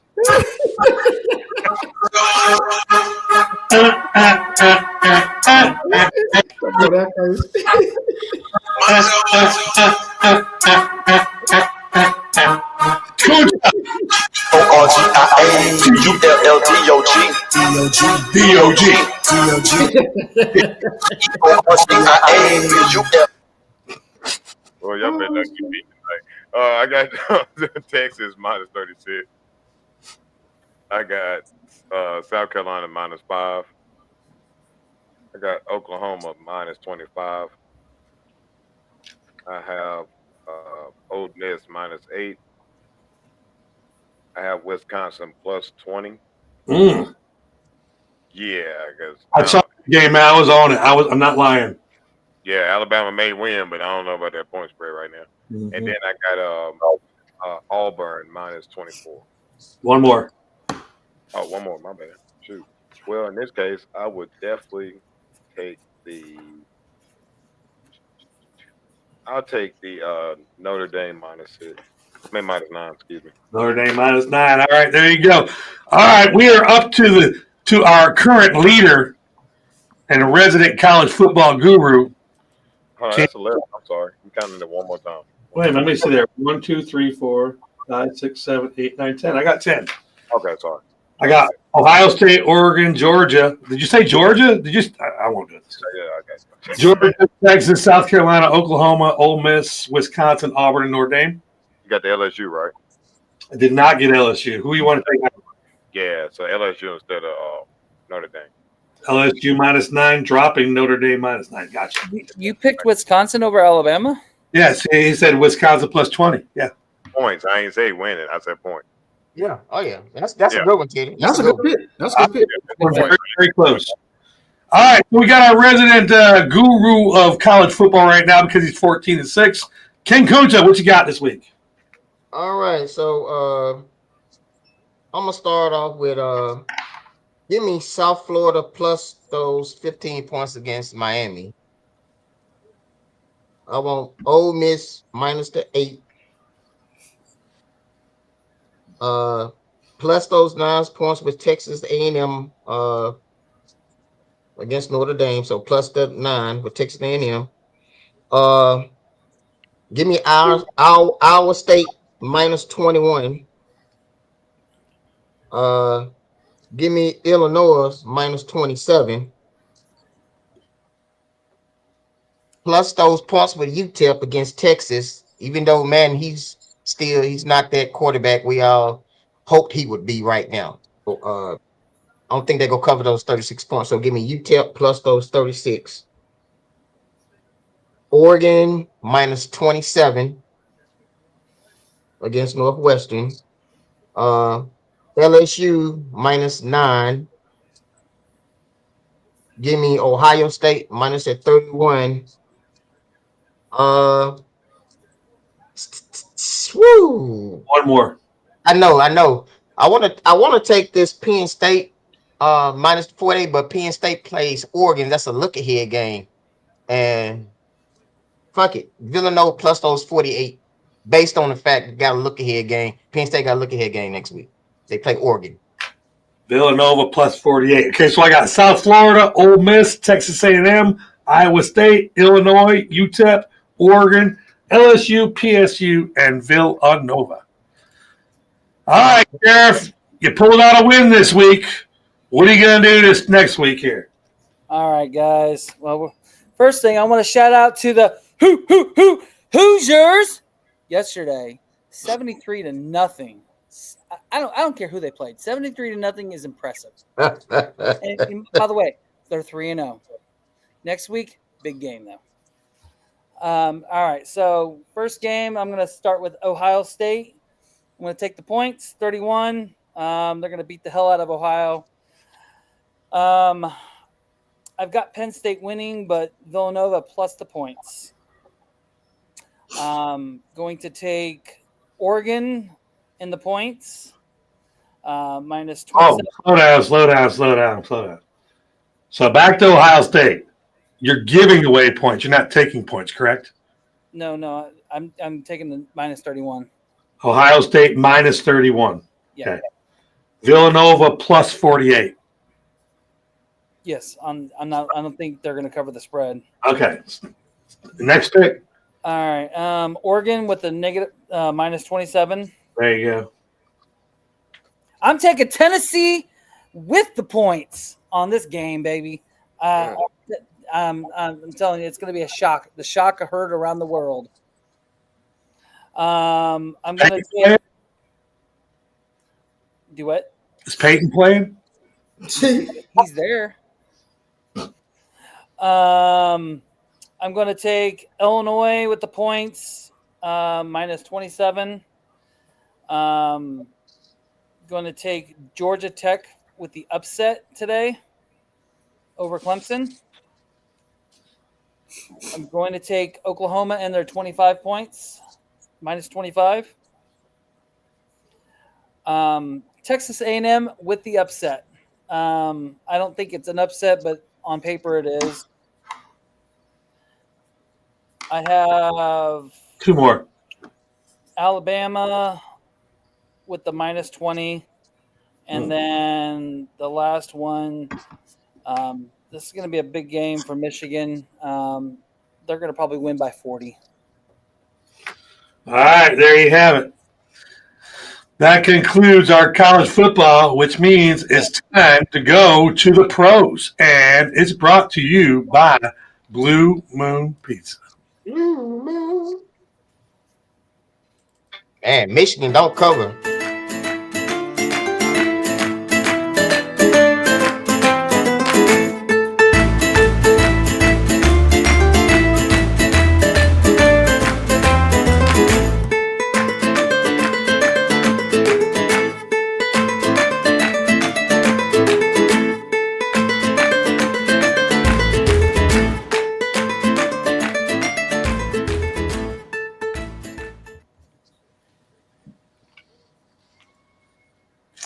All right, this segment's been brought to you by Blue Moon Pizza, located in the Windy Hills Shopping Center.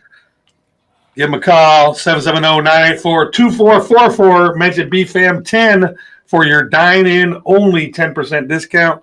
After week 1 in the NFL, Our winners were DC, D-, King Kunta, all going 6-2, while the rest of the panel went 5-3. So I kind of feel like we on top, and that's all that matters. We're going to let the sheriff go first this week with his dynamic Colts. I can't wait to hear what the pick's going to be this week. Y'all pay attention if you hear the name Colts. All right, guys. So we're doing 8 games for the NFL this year. My first game this week is going to be the Eagles and the Chiefs. The Chiefs are past tense now. I don't think they are going to be the team they once were. So I have the Eagles over the Chiefs. I have the Buccaneers over the Texans on Monday Night Football. I have the Cardinals over the Panthers. I have the Ravens putting a beat down to Cleveland. I have Pittsburgh going 2-0 against Seattle. Sorry, Hawk. I have the Bills decimating the New Jersey Jets. I have the Lions coming back and getting a retribution victory from week 1 over the Bears. And the upset of the week is the Colts at home over Denver. Fuck them Broncos. All right, so I know I'm not going to be last next week. TKO, how you feel? Oh man, I'm doing just fine, man. Let's go with these picks because that was funny about the show. Anyway, we got the Jaguars beating the Bengals. I think the Bengals ain't got no defense whatsoever. I got the Cowboys killing the Giants again. Nothing new. I got the Lions rebounding. Gonna get some offense going, but I think the Lions can beat the Bears. Caleb Williams was trash, like I predicted. Yep. Forever trash. I got the Rams over the Titans. I think Matthew Stafford and the Rams are playing pretty good. Bills over the Jets. Even though Justin Fields look really good. He really does. Yeah, he did. Yeah, he did. But I got the Buffalo winning that one. The Ravens going to definitely win that game over the Browns. I'm sorry, Charles, but I think the Broncos are going to beat the Colts in this one right here. Nothing against Colts, just Broncos look better. And then I'm going with the Cardinals to beat the sorry-ass Panthers. Hey, I live in Carolina. All right, there we have it right there. Hawk, week 1, 5-3. How you rebounding this week?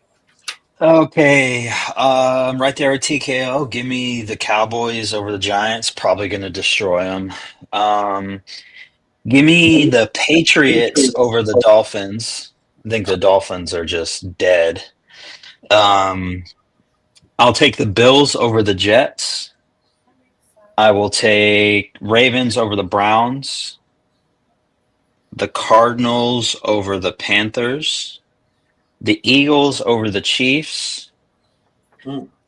The Buccaneers over the Texans. And I didn't want to do it, but I had to do it. Give me the Chargers over the Raiders. No shame in your game, baby. I'm not picking that game, though. It's tough. It's tough because the Raiders looked so good last week, and so did the Chargers. But like we did in the last segment, Chargers were in my top 5. You got to put them there, you know. I will just tell you, as a Raiders fan, I thought we looked great last week, but I'm still not a fan of Geno Smith. It's week 1. It's week 1. I don't know, and the Chargers are scary to me. So, but we got to keep up with the Broncos. So I really hope we win this week. My picks this week for the NFL, after going 6-2 last week, give me the Lions over the sorry Bears. Give me the Rams. Give me the 49ers. Give me the Bills. Give me the Steelers. Give me the Broncos. Give me the Bucks. And my pick of the week, give me the Falcons. So, Lions, Rams, 49ers, Bills, Steelers, Broncos, Falcons, and Bucks. I was about to say you have to pick the Falcons. We got that $20 bet about who's winning the division, and I got the first leg up on you last week. So I'm aware. I want to also point out something: how you want the Raiders to keep up with the Broncos, but you want the Broncos to win. So that's because he thinks the Broncos are going to They're win. not gonna So win. he needs to get a win also. I get this. Is that? Are you trying to cap on me from the five thing? I didn't have the Raiders on my top 5. You gotta No, put a no, cap I'm not- in your ass. Yeah.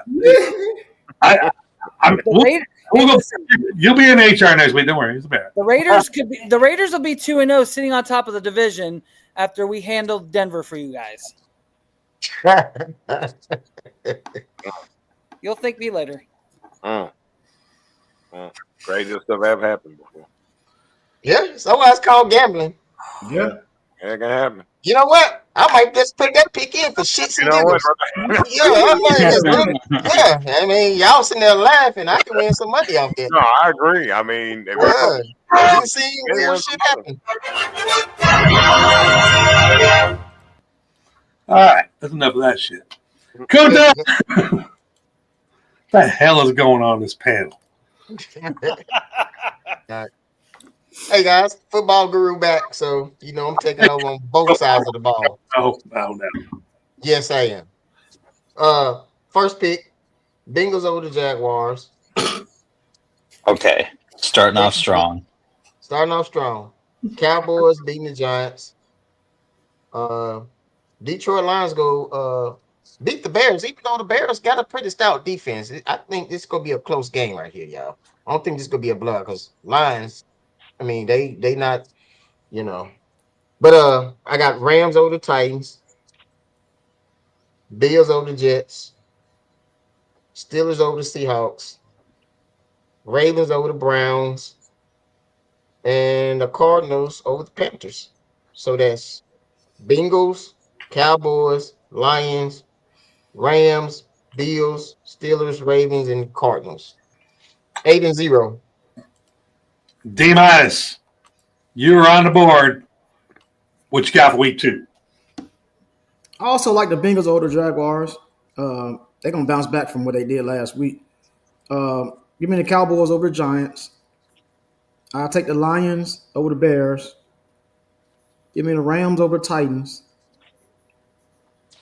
Bills over the Jets. Them doggone Steelers, baby, over the Seahawks. Give me the Ravens over the Browns. And the Cardinals over the Panthers. You and your brother had the exact same list. Yep. Stay no list. I was doing some. I didn't know you had the same list. Even in order. So you guys will definitely have the same record. That's good news right there. Hey, when we get back, we'll close out the show right here. It's time to do just a little bit of I'm Just Saying, and it's brought to you by Wild Bee Wellness. Are you living with chronic neck, back, or shoulder pain? Do tension, headaches, and stress follow you everywhere? At Wild Bee Wellness, we specialize in results-driven massage therapy that's more than just relaxation. It's real relief. With certified neuromuscular therapy, we target the root of your pain. Most clients see up to 90% improvement within 3 to 5 sessions. Because massage isn't just a luxury, it's self-care and healthcare.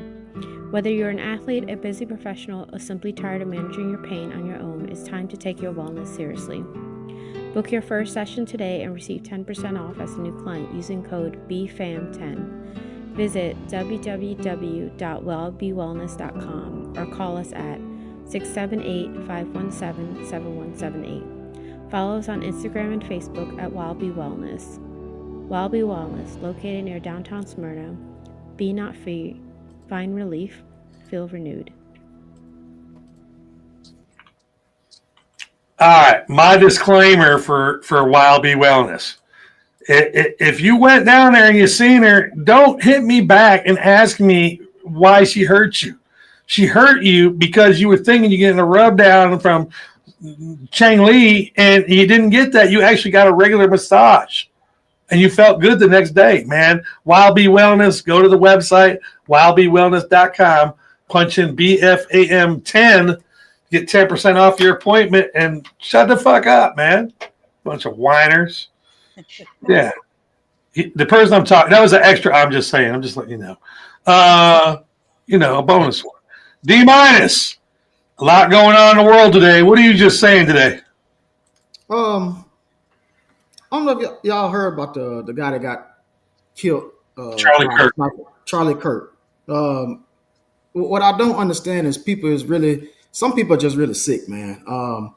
I used to actually enjoy listening to the guy because he used to debate a lot of stuff, and I used to sit there and listen to him because he have some good points, he have some bad points. I mean, it's his opinion. But for you to celebrate like he laughing and that he passed, that he got shot is sick, man. Um, like I said, I listen to him a lot. I disagree with a lot of stuff. I agree with a lot of stuff, but that's his opinion. But the world is sick, man. And this man has a family. He has a wife. He has kids. He's a father. All that kind of stuff, man. But for you to sit there and laugh that he passed away, he got shot, it's crazy. Condolences to his family. Like I said, I enjoy listening to him, man. But it's sad that I'm glad they got the sniper. Young guy, in his 20s, I think. 21. 21. But man, my condolences to the family of Charlie Kirk, and it's sick. The world just sick, man. I'm just saying. Straight facts. TKO, what you just saying today, brother? I like to jump on what you said, and I'll elaborate even further. I'm gonna be honest, everybody. Look, my skin color is because my parents chose to be with one another, and so on and so forth. That's how you are as a person. So, Right. number one, you're a human being. All right, like that's what irritates me the most. I'm only 38. I don't know much about this world, and that guy Charlie Clark was 31. Just like Yeah. D. I watched a lot of the things he said. I didn't agree with a lot of it, but I Right. never wish nobody to die for what they say. That being said, it's not a but. Let's go to this part right here. It's your responsibility as a YouTuber to watch your mouth and stop saying the things that you say. This was a result that is the most horrible way that can ever be imagined to happen to an individual. But he is not assassinated. Okay, everybody need to get that word out of his mouth. He's not. He chooses to say what he says. He gets paid for it and benefits from it. Right. Nobody makes him be where he is. Nobody makes him say what he says. You should have shut your mouth sometimes, not resulting in him inevitably being dead. But when you go out here lying, you do everything you say to sway things to make sure that your family and your money benefit off of lies, and go out here spreading hate, and you telling people because of color they skin and not, like, shut up. Stop. Number one, if you're not black or you're not that culture, stop trying to tell somebody how they should feel or what they should get and all this and that. Worry about your own family first, and then worry about everything else from there. But stop trying to tell black people, transgender, gay, or whatever, who or what they are when it's none of your business or what they are. You worry about you and yours, just like I do with mine. Because if I keep hearing the word civil war keep coming up when you talking about black people, bring it on. Because I do not understand what the problem is or why we got to hate somebody because they skin color rather than the words that they say and spreading hate. So I'm sorry that man died. I really am, because I have nothing to do with it, as long as a bunch of other Americans, because that only one individual did it. So stop sitting here spreading hate. Let that man rest in peace with his family, and let's Right. all move on from this social media blitz of nothing that, Right. again, has to affect every individual except everybody that want to care about politics. That is stupid. A human being is dead. This is not politics. Right. This man, what he said, he is a human being, everybody. So number one, yes, I am saying the people that saying that, I'm disgusted. But on the other side, for I'm not gonna say all people of a race, people that didn't oppose what happened, y'all figure that out. Stop trying to attack groups of people that's black and everybody else in the world that had nothing to do with that. Go attack y'all that want to keep playing games with everybody else's lives. That's all I'm saying. Thank you, Teddy. Well said. Sheriff, what are you just saying today? I'm going to kind of piggyback off all of this, but we're going to talk about school shootings. I really wish that America and human beings would get it together.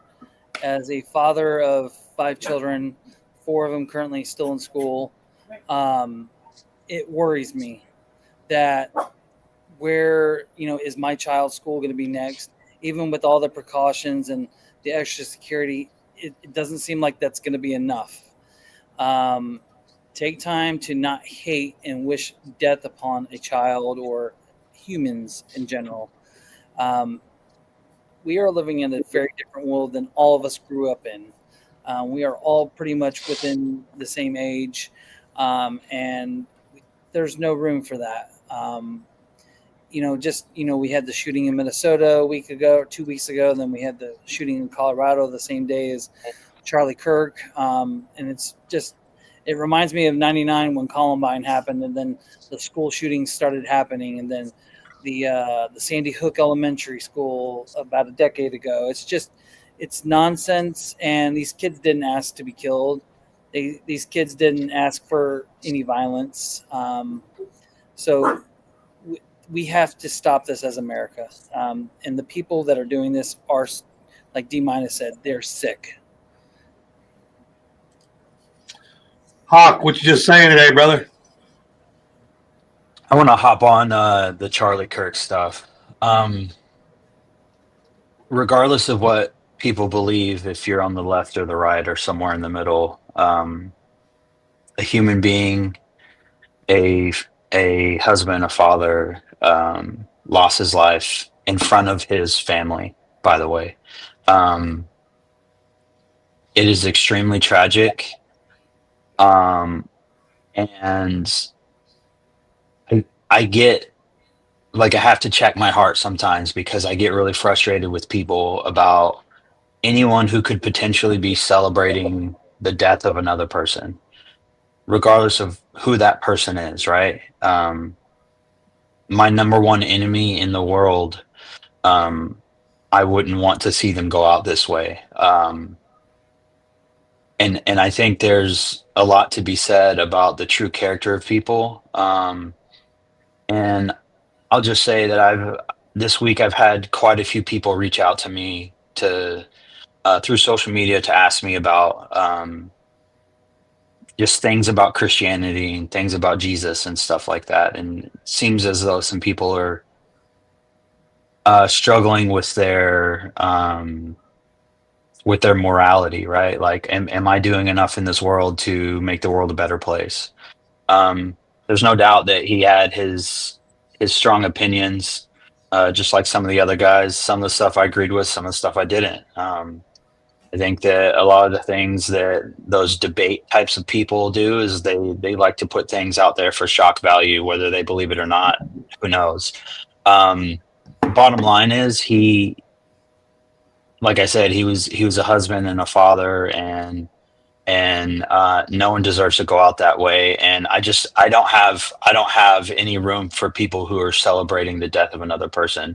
The moment that we start celebrating the death of other people is the moment that we are like those people who attacked New York City on 9/11. Because there were a lot of people who were from that radical Islam movement that were celebrating that Americans died. We are now, as it stands today, as divided as we've ever been since COVID. And there's a desperate need for Jesus in people's life, and there's a desperate need for people to look across the aisle and say that, hey, that's another human being. When I grew up, we could disagree politically, we could disagree religiously, we could disagree on like literally everything, but that does not mean that you can't be friends with another person. That does not mean that you can't treat another person with respect and dignity. We have lost that in today's society because we spend too much time behind a keyboard. And we think we're tough because we could say these horrible things on the internet. We need to get back to human decency, and we don't have that. And the people that are supposed to be running this country, we have the left pointing to one side and the right pointing to one side, and they're blaming each other. What the average person forgets is that as they're pointing at each other and shooting at each other, people like us on this panel are in between that, and we're getting hit with the crossfire. Homes are expensive, food is expensive, gas is expensive, and we need to come together as a people. That's what I'm just saying. Very, very well said.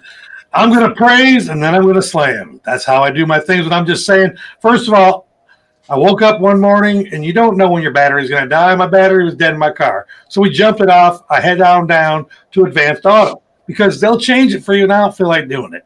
So I get there and he puts my battery into the machine and he says, sir, we're not allowed to install that. It says you must have a professional installer. Could I recommend the Pep Boys? And I'm like, you can recommend the Pep Boys. Where's the nearest one? He tells me the address and I'm going to shout it out, 2184 Austell Road in Austell, Georgia. You fucks. And you, Evan, you fuck. I have a custom car. It's a nice car. You called me out to the garage and you asked me, hey, do you know where this yellow wire goes? Because he had taken my battery off without taking a picture of it, and he couldn't remember where the yellow wire went to. And it went to my running lights. My special running lights. I got some colored shit on there. Kunta understands what I'm talking about. When you got a custom car, you care about your car.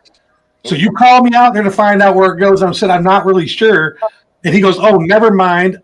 I got a guy here that does lights for us. So I go back inside. 40 minutes later, you tell me my car's done. I'm out of there. I go home. It gets to be 8 o'clock at night, and I realize my lights are still on. So I go out to my remote control, which you put your greasy fucking hands all over, and it's got grease all over my remote control. I got one right here. It looks like this. I got black fingerprints all over it. So I know you checked to see if the lights turned off. And when you found out they didn't turn off, you just sent the car out to the customer. So my battery's going to die again. But here's the worst part. When I pop the hood, guess where my yellow wire is? You tucked it under my battery. Try to put it anywhere. So yes, I called corporate. Yes, I gave them your name. Yes, I got my money back. I got a free battery. That's not enough, Evan. That's not enough. Guess what else happened when I was out there in that garage? You gave me money on Cash App to spin your music here, or B-Fan. Fuck you. When you come to me and apologize face to face like a man, I'll put your music on there. Till then, I appreciate the $250. I'm just saying, this is how you fuck people in business. D-Midas, what you just saying today? You mean King Kunta? Oop, my bad. King Kunta, what are you just saying today? Close us out.